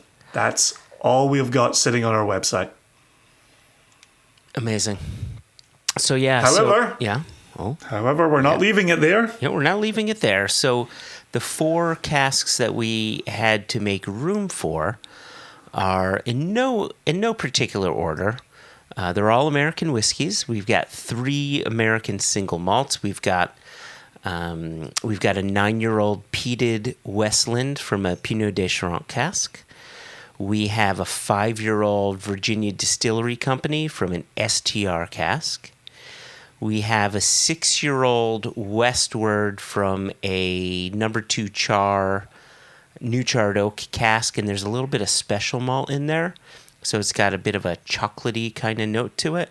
And then finally our bourbon, which is one that our dear Elijah picked quite a while ago, is a 6-year-old from the Woodinville Distillery out of Washington State. And that is, I think there's a reason LVMH bought Woodinville is because they're making kick-ass bourbon that is just, it's going to floor you. I mean, I think all these are going to floor you. For me, as a bourbon drinker, I was surprised as to how well the Woodinville folk make their whiskey. And I remember tasting them for the first time at Whiskey Jubilee in Seattle, and just being amazed that someone out of Washington State can make a bourbon like this remarkable. So the Woodinville's what I've had in my glass, sipping away on that during the first half of today's episode and listening to the interview. So it's an easy little sipper. Yep. Rather delicious for sure. So four great casks getting bottled the end of August, should be for sale at some point in September. Join Single Cask Nation, become a member, pay attention to what's coming down the pipe. They are all single casks. They will be small outturns. Some people will get their bottles, some people won't. That's the very nature of single casks, but we are working on more. Indeed. So listen, Jason. Let's. You talking about drinking the Woodinville makes me want to drink a thing. So I do have an empty glass in front of me. Let's read the email after we do a blind barrel. I mean, Seabass has waited long enough. He's waited months. We can't make him wait any longer. But I will tell you, Seabass is a very good sport because he listened along to all of the Macbeth blind tastings that we were doing and included Jess and Swede Scott in one round of that as well. And he would text regularly and say how much he was enjoying it. So he wasn't begging us to give up on the Macbeth tasting and jump over to the blind barrels. He's a good lad in that regard. So I'm excited to get to his blind barrels tasting experience sample A today. So last time around, you were the person who did the reveal when it came to blind barrels, and then again you were the person to do the reveal for all of the Macbeth bottlings. And so this time around, I wanted to take the driver's seat. I hope you don't mind. I hope our listeners don't mind. But just so everyone's aware, so the sample pack that we got just says 6/22 on it. So I don't know if this is from 2022 or not. Perhaps, yeah. I know he wanted to send us an older one just so that it wouldn't ruin the surprise for other people. And we certainly would never want to ruin the surprise for anybody. And Seabass knows that we simply don't do research or homework, so we don't know what's in these. But here's what I'll tell you, or actually here's what I'll ask you, Jason. Uh-huh. Describe the color of this whiskey to me. And give me some descriptions of the nose. I just poured mine. And no, so some of the things I'm curious to hear, right? Like, what do you think the color is? What type of spirit do you think it is? If it's malt, do you think it's from Scotland? Do you think it's from India? Do you think it's from the U.S.? If it's American, do you think it's bourbon? Do you think it's rye, right? And so on. So I would say the color is fresh motor oil. Oh, I like It's got that. It's also got an incredibly oily texture to it. As I'm turning it around in my glass, the legs are going high and thick around the edges, and then very slowly dropping back down into the liquid. So right off the bat, it is a beautiful dram. It is very appealing to the eye. So here's what I'm going to say. I have not looked at this, but nosing this, it smells like a whiskey that I quite often tell people needs to be an everyday bottle on your shelf. Okay. And we've done those lists before, right? What are the 5 bottles? What are the 10 bottles that you need? So it smells like malt whiskey. I get a bit of a smoky, gentle, smoky quality going on, but I don't know if you've led the witness with the idea that it's motor oil, fresh motor oil in color, but there's a heft to this, and part of that is nasal texture, but part of that is just like the heft you imagine when you. Now, granted, this doesn't look like it's sherried. It doesn't smell like it's sherried, but it's the heft that you would sense from nosing a rich sherried whiskey, right? That depth of character coming through. Interesting. It doesn't immediately jump out the glass to me as Scotch. Oh, interesting. Yeah, it's certainly got a brightness to it. There's maybe like a warm orange peel kind of going on in the nose. All right. Like a not so sweet fruitcake, maybe? Would you? Yeah. Yeah, it's malty. I get malty though. Like I'm getting, if you dig deep into it, I'm getting pear drops, which is all like, especially if it's bourbon cask, right? That's a telltale. I would definitely give you pear drops on it. There's no doubt about that. But it's not the acetone version of a pear drop, right? So sometimes those acetone notes can be quite sharp as they present pear drops. This is a much rounder, boiled candy pear drop side of things. Like a hard sweet, almost. Exactly. Yeah. Exactly. I'm thinking for our U.S. listeners, we don't think of hard candies as boiled sweets. We just call them sort of hard candies. So you're not getting a gentle smokiness going on there? No, maybe a little peppery, suggesting a bit of activity from the cask. All right. I think like you and I did when Seabass had prepared the blind barrels sample pack just for you and me that had come out of his own collection. There were a few moments in there where he was zigging and we were zagging, and he I think one of them was a Polish rye that he'd sent over. Was it a Polish rye? Oh, yes, and neither of us really liked that one. But then I think we'd opened up on the Japanese in there, and neither one of us had really thought Japanese on it. No. So instead of going pro on what the category could be, are there categories you would eliminate here? So for sure, I would eliminate this being an American spirit. Oh, interesting. I would eliminate this being an Indian spirit. Interesting. Your mention of Japanese has me second guessing, so I'm not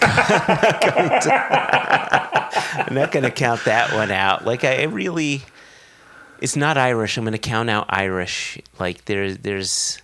This doesn't smell like a blend, nor does it smell like a single pot still, nor does it smell like single malt that you'd get from Cooley or Bushmills, where you get that sort of sour apple, that green apple mixed with, copper penny note going on. Like none of that's there.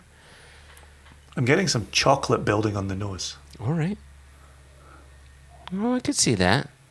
This smells so familiar. I feel like I've had this in my glass before. So just to be clear, when you're talking about one of the 5 that should be on everybody's shelf, were you thinking Craigellachie? I was thinking Craigellachie 13, possibly, yeah. All right, let's give it a taste and see if we can make more sense of this nose or even this global region. Mm-hmm. Okay. So... interesting. Super soft, velvety texture to it. Oh. Does it... getting fresh bandages on the palate. If you were getting a little lick of smoke on the nose, that's the manifestation for me on the palate. But we're not going... So... fresh bandages, I get. You usually get that because it's this clinical thing, right? It's that very sterile kind of quality. But medicinal. But right, verging on medicinal, but it's not medicinal verging on coastal or iodine. Like this does not feel like an Isla. It doesn't. It's also interesting because as much as I'm talking about the oils on it and really lining the glass, when I first brought it into my mouth, it felt like a 40% or a 43% right off the bat. But when I poured it, the bubbles were everywhere.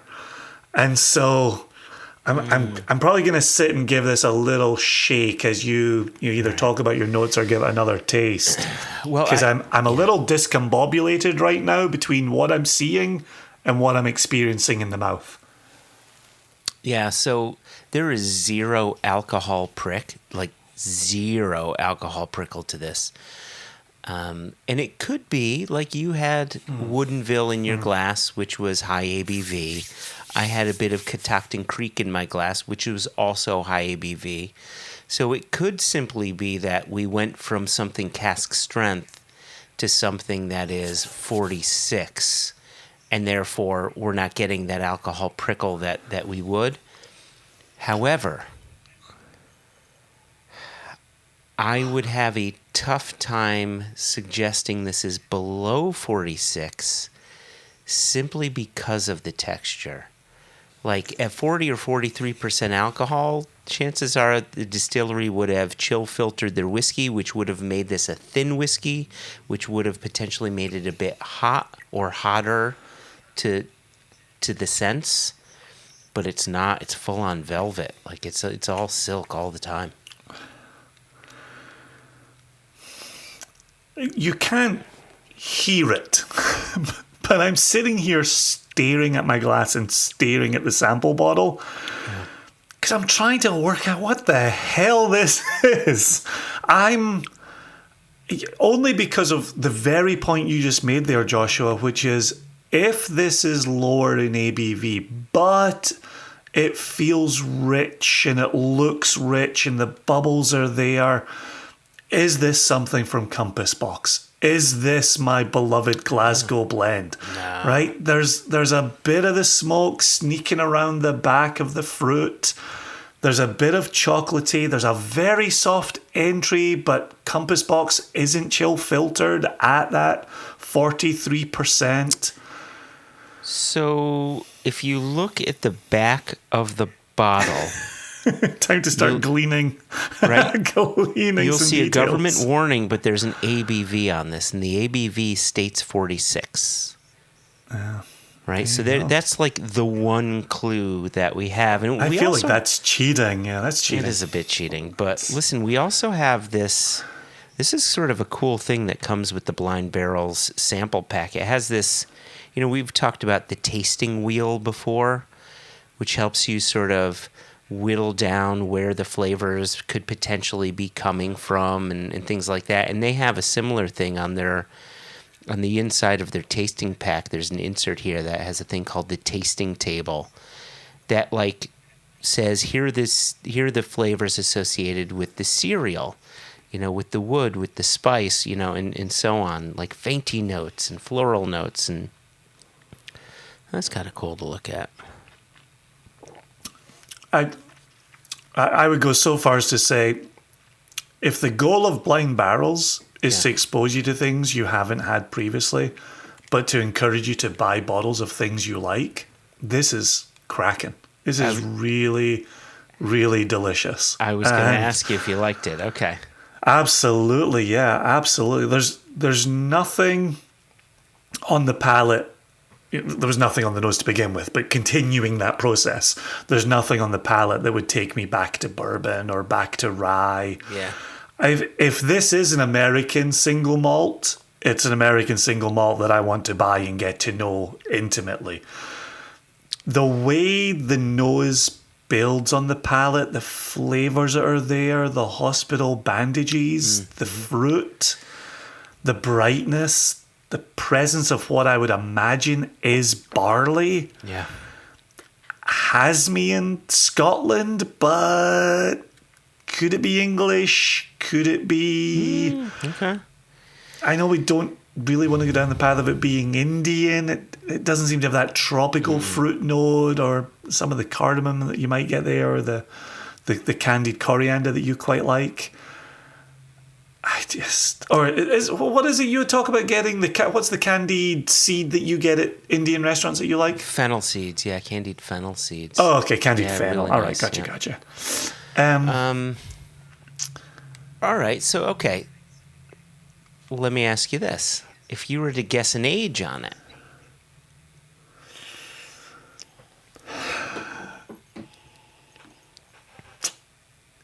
8 to 13. That's a wide net. I could have said 5 to 13, but I didn't. Oh, there you go. Thank you. 8 to 13. Okay. All right. Fair. I mean, it's an answer. You gave me. I asked for an answer. You gave me one. All right. Well, what age would you say? You're more confident about just saying numbers, whether you're right or not. I like to kind of hedge my bets on whether I've got plausible deniability. Not knowing anything about this, I would, and given the complexity, like it really evolves as you go on. The flavors build on the palate, yet somehow it gets softer and softer and softer on the palate. I don't know how this whiskey is doing that. I don't recall a time where I've experienced this level of velvetyness. Viscosity, sure, but a velvety quality to it is really remarkable, which has me thinking that this isn't Kragelicky, but it has Kragelicky-like tones. Anyway, to answer your question, if I were to guess, I would say that it's probably 9 to 12. 10 I said to 8 to 12, and you were like, "That's a..." You said 8 to 13. Oh, yes, okay. You've right, gone within me on both ends. Jason. All right, okay. Jason. You've gone inside my bookends. Okay. I'm getting an oatmeal raisin cookie quality on the palate here. Oh, interesting. All right. Well, I had It's so good I had to pour myself a little more. So, right. I poured myself a rather large one to begin with, and I'm just sitting here thoroughly enjoying it and so glad that I did that. It tastes both familiar and new. The oatmeal cookie with the hospital bandages is somewhat familiar to me. I don't think it's quite as malty as I remember Craigellachie 13 being. Oh, interesting. All right, okay, so let me ask you. So do you think that that's time in cask stripping away some of the maltiness? Do you think, because you did mention smokiness, do you think it's some of the smokiness muting some of the maltiness for you? No, oh gosh, I'm almost certain this is under 13 years old. And while I'm hedging my bets against it actually being Craigellachie 13, I think it's 12 or under. What's the lowest you'll go? How low can you go? How low can you go? I would not go lower than 8. So you haven't changed your answer at all. You've just said the same thing with more words. Okay. Do you want the reveal? Well, let's do it this way. Well, we should at least make a guess each. We at least need to put our foot in our mouth so that our listeners can enjoy our failure. Because that's all a blind tasting is. It's a setup for failure. I liked it when we had the answer sheet from the Macbeth samples and we were really just picking within. There was only eight different ways we could go, right? And as we got each one right, it cut down the number of places we could go. This is the entire world. And Blind Barrels could absolutely throw us a curveball as well. So I don't think it's Craigellachie. I actually feel as if it's potentially a blended malt. I don't sense any grain in here, but I don't necessarily think that it's a Compass Box blended malt because nothing about this says Compass Box to me. You need to drink more Glasgow blend. You need to drink much more of that. Yeah, maybe I do. But yeah, this doesn't seem like Glasgow blend to me. It seems something other. So part of me wonders if this is just a blended malt of some sort. Scottish, likely. I don't know where else a blended malt would come from. So yeah. So are you suggesting an independently bottled blended malt out of Scotland at 46%? Yeah, like a blended malt, like from an independent bottler, right? Like a Dougie Lang blended malt, or something like that. Because the age is eluding me as well, which makes me think that maybe there's a range of ages. You know, the fact that I don't know, there's a lot of different things going on, and partially because I'm having a difficult time pinpointing things, I want to believe that it's a marriage of a few things. Yeah. Expertly done, by the way. Right, really and that's the thing. It's a complex dram that when you break it down goes in different directions. I'm just not getting pronounced malt. I am getting more of the smoke the more I layer this on my palate. Mm-hmm. I just don't know where to position this. I really, really don't. But fuck it. I'm going to go Scotland, and who knows? I think your blended malt makes sense from what you and I are sitting here tasting. If this ends up being American, I will be surprised, and I will be very pleasantly surprised. So I remember us having all this conversation, and then we unleashed the Japanese reveal, and we were like, So I'm ready to have that type of reaction on this as well. Okay, so let's... So you're using a QR code over there? Is that what you're doing? I used a QR code, which brought me to a link that says, click to open samples A, sample B, sample C, and D. Good. And so we don't accidentally see B, C, D. Yep. Excellent. Yep. So let's do it this way. So let's start off with their notes. Color, please. Color and appearance. Reflexive apple juice. I think they mean reflective. I don't know what reflexive Although is. I do like the idea of apple juice sitting there being like, man, do I exist though? Are other apple juices real? That's good. Aroma notes.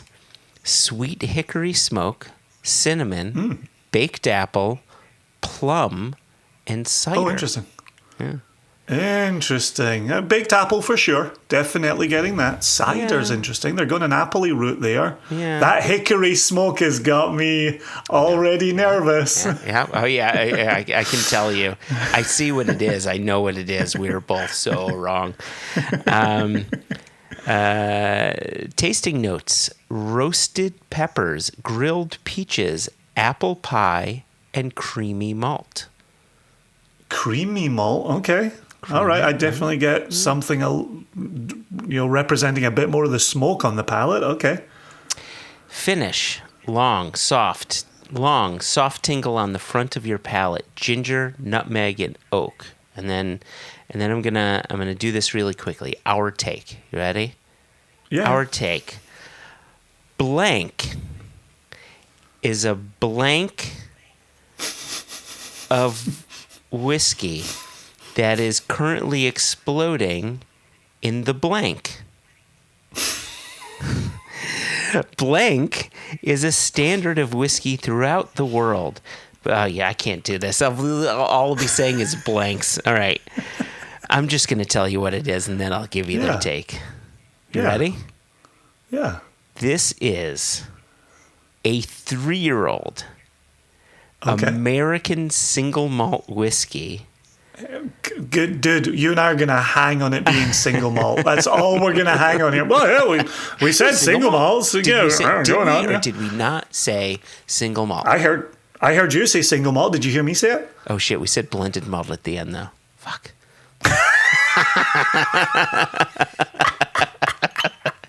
So let the record show that I'm pouring a second sample. So the distillery is known as Santa Fe Spirits in Santa Fe, New Mexico, where I just was a few weeks back. Awesome. I've heard wonderful things about them. This is the first thing I've ever had from them. Yep. Oh, yeah. So glad this is my first. So that's the distillery. The name of the brand is called Colkegan Single Malt Whiskey. Yes. 3 years of age. It's 46% alcohol, and the mash bill is 100% mesquite smoked malted barley. Yeah. Cracking. Well done. Well done. Yeah. That mesquite smoke is soft. Like to the point that I wasn't getting on the nose, I was getting smoke manifesting on the palate. Well, for me, mesquite seems so very singular a scent, and the fact that this came through as smoke and not necessarily a mesquite smoke, I find kind of intriguing. Like, when I see mesquite anything, I'm like, okay, it's like getting anything that has truffle oil in it.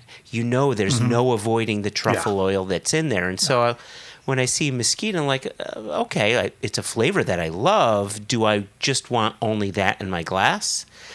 And Del Bach has proven to us that that's not all you're going to get, right? Del Bach makes great mesquite smoked whiskeys.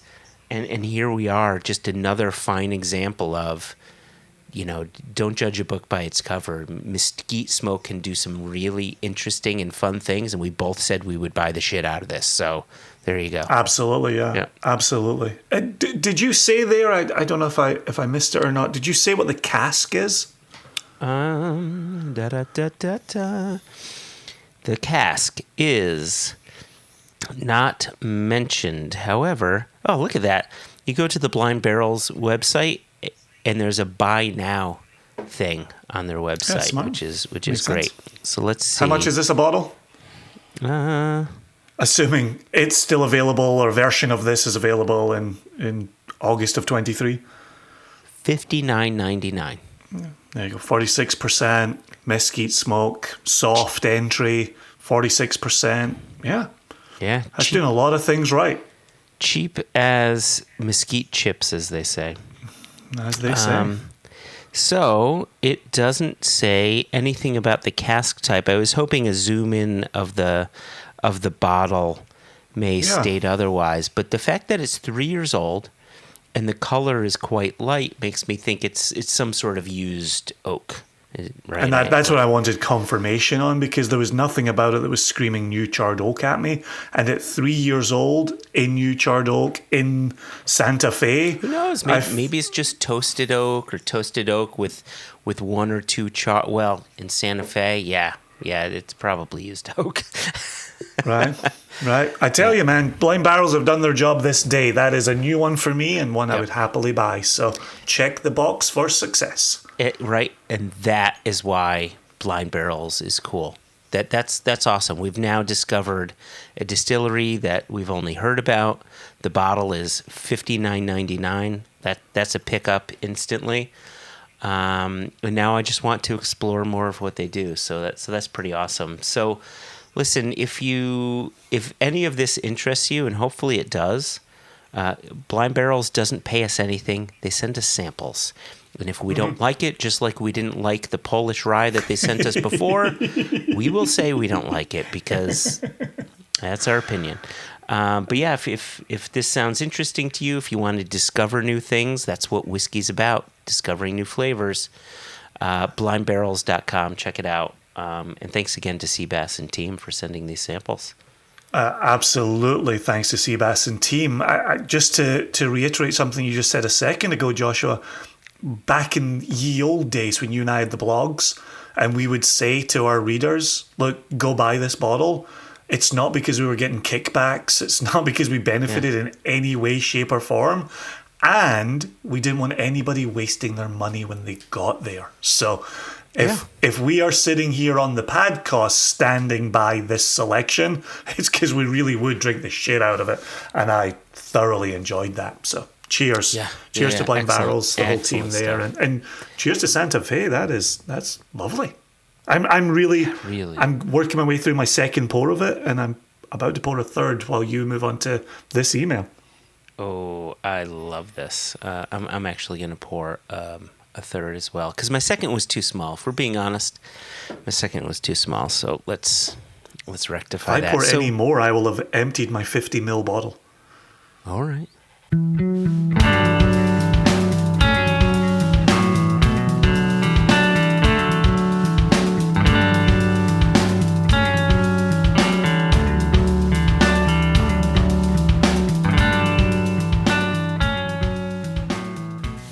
So listen, I want to close this episode out with an email from Matt Skinny Roberts, who a mensch among mensch. A mensch among mensch, who, much like Michael Nolan, who we brought up earlier in the podcast, sent an email off the back of an episode.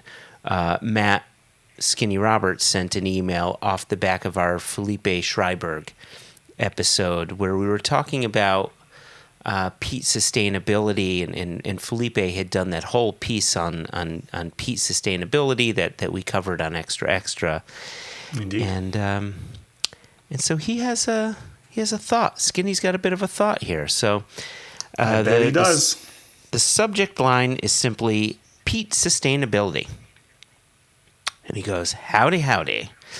In listening to the recent padcost conversation with Felipe Schreiberg, something wormed its way into my goo computer, and it simply won't leave.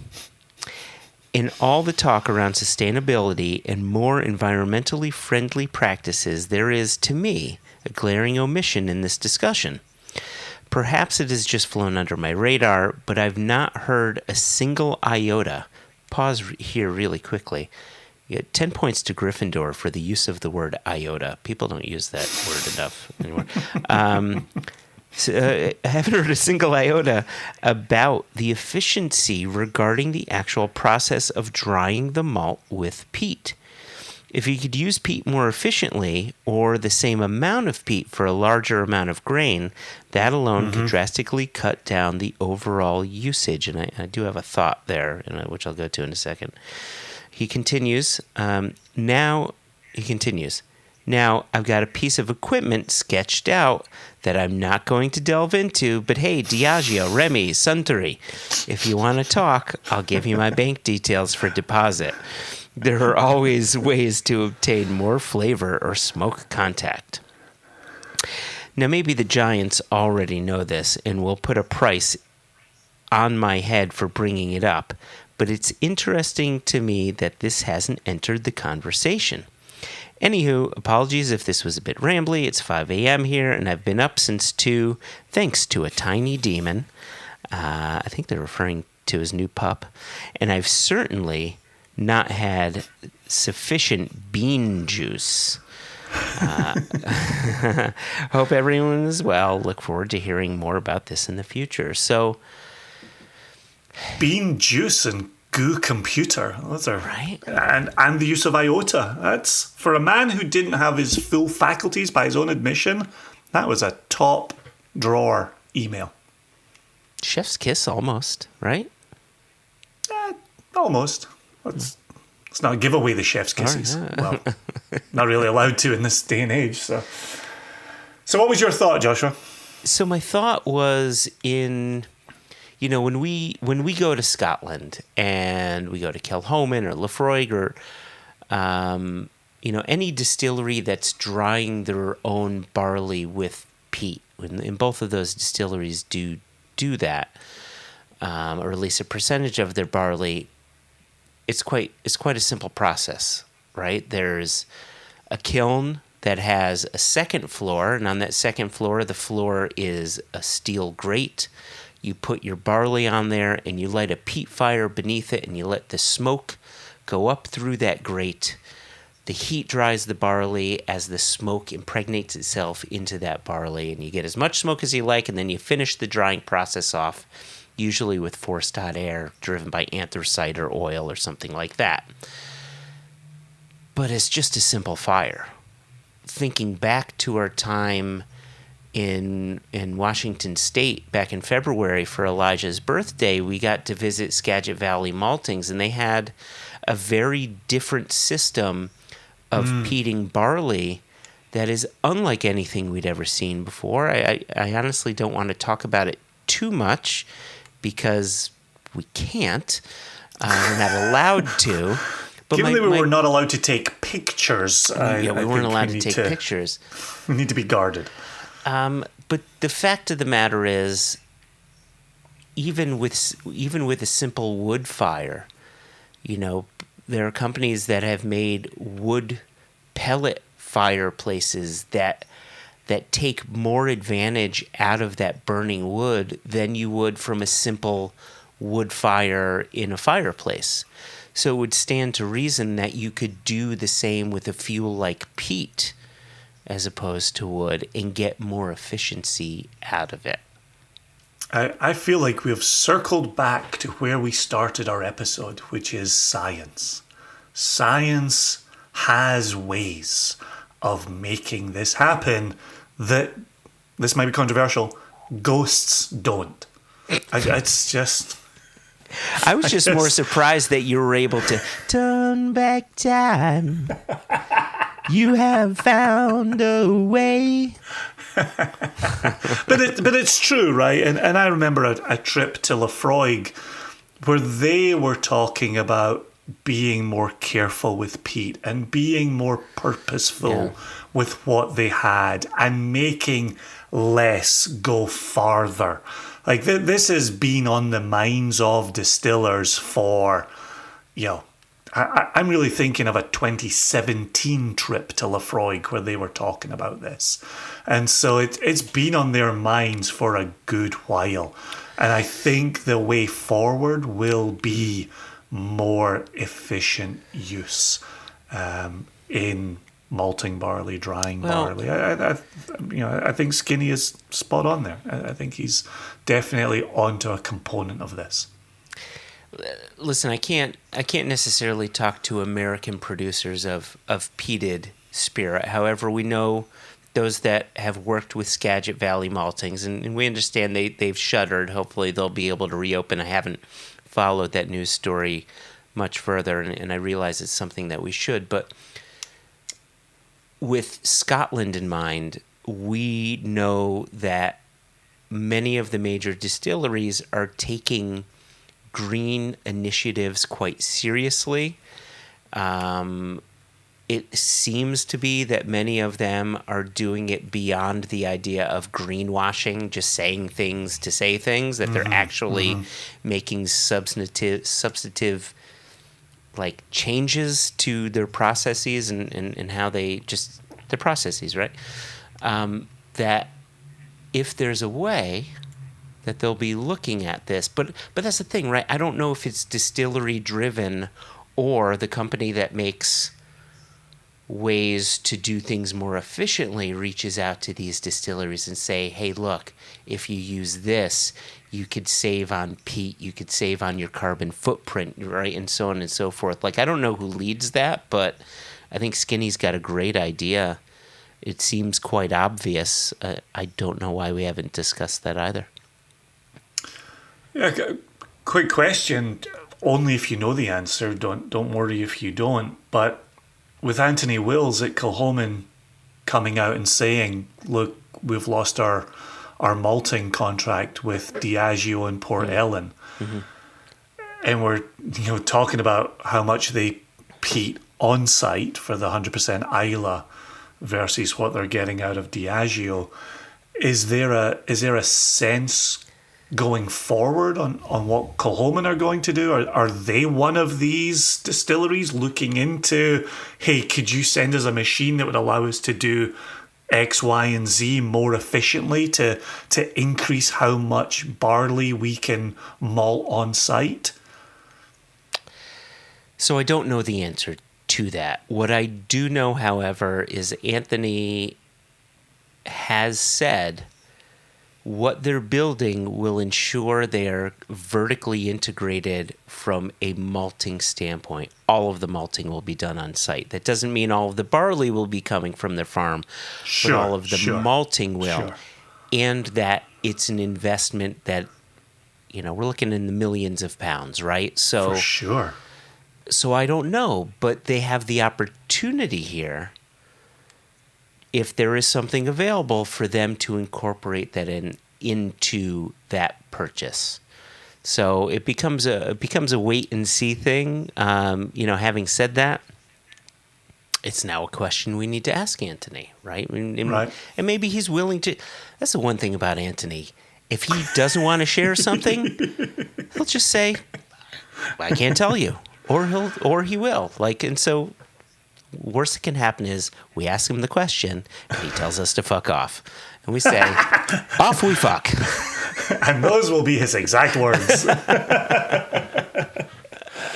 Awesome. Yeah, cheers to Skinny for sending that in. And I know that he's thinking things with his head brains while he's busy working away at Copperworks, and more power to him. He's a good lad and a thoughtful lad and a lad who's good for this industry. So cheers to you, Skinny. 100%. I lift my Santa Fe to you. I will lift some Copperworks to you later. I have Copperworks right here, Jason, and I'm pouring it right now. If I could pour Copperworks, I'd put it in my glass. All right. So listen, Jason, I'm actually pouring this in one other dram, Jason. And this other dram I'm going to enjoy right now. The Copperworks I'm going to enjoy a bit later, but I'm pouring this first dram. It is Isle of Raasay. Hey! And it Let me reach for my Isle of... Oh, yeah, okay. Right. Go on. Can't continue. And I'm going to raise this to our friend, William Dobbie. Thank you so much again for joining us. Thanks to Michael Nolan and to Matt Skinny Roberts for writing in, for listening in and saying, hey, you guys didn't tend to this. Like, you missed this. Please, let's talk about this. It's nice to hear that people are invested in some of the conversations that we're having. So thank you for that. Cheers. And I'm also raising my glass to, even though we did this before, I'm raising my glass to Sea Bass and the good folks at Blind Barrels. So listen, if like Michael Nolan or like Matt Skinny Roberts, you've got a question and it's burning and you need to ask us, please email us questions@onenationunderwhiskey.com or info@singlecastnation.com, and we'll do our very best to get to it. And, you know, it's still the summertime. Whiskey stories tend to be a bit scant this time of year. So if you find something and you want us to cover it, even if it's whiskey adjacent, shoot us that story. Same email addresses apply, and we'll, you know, maybe we'll base an episode of Extra Extra off an article that you found interesting. So if you have a burning question, consider us the cooling cream with which to salve. On that note, Jason, I raise glasses. Cheers. Cheers.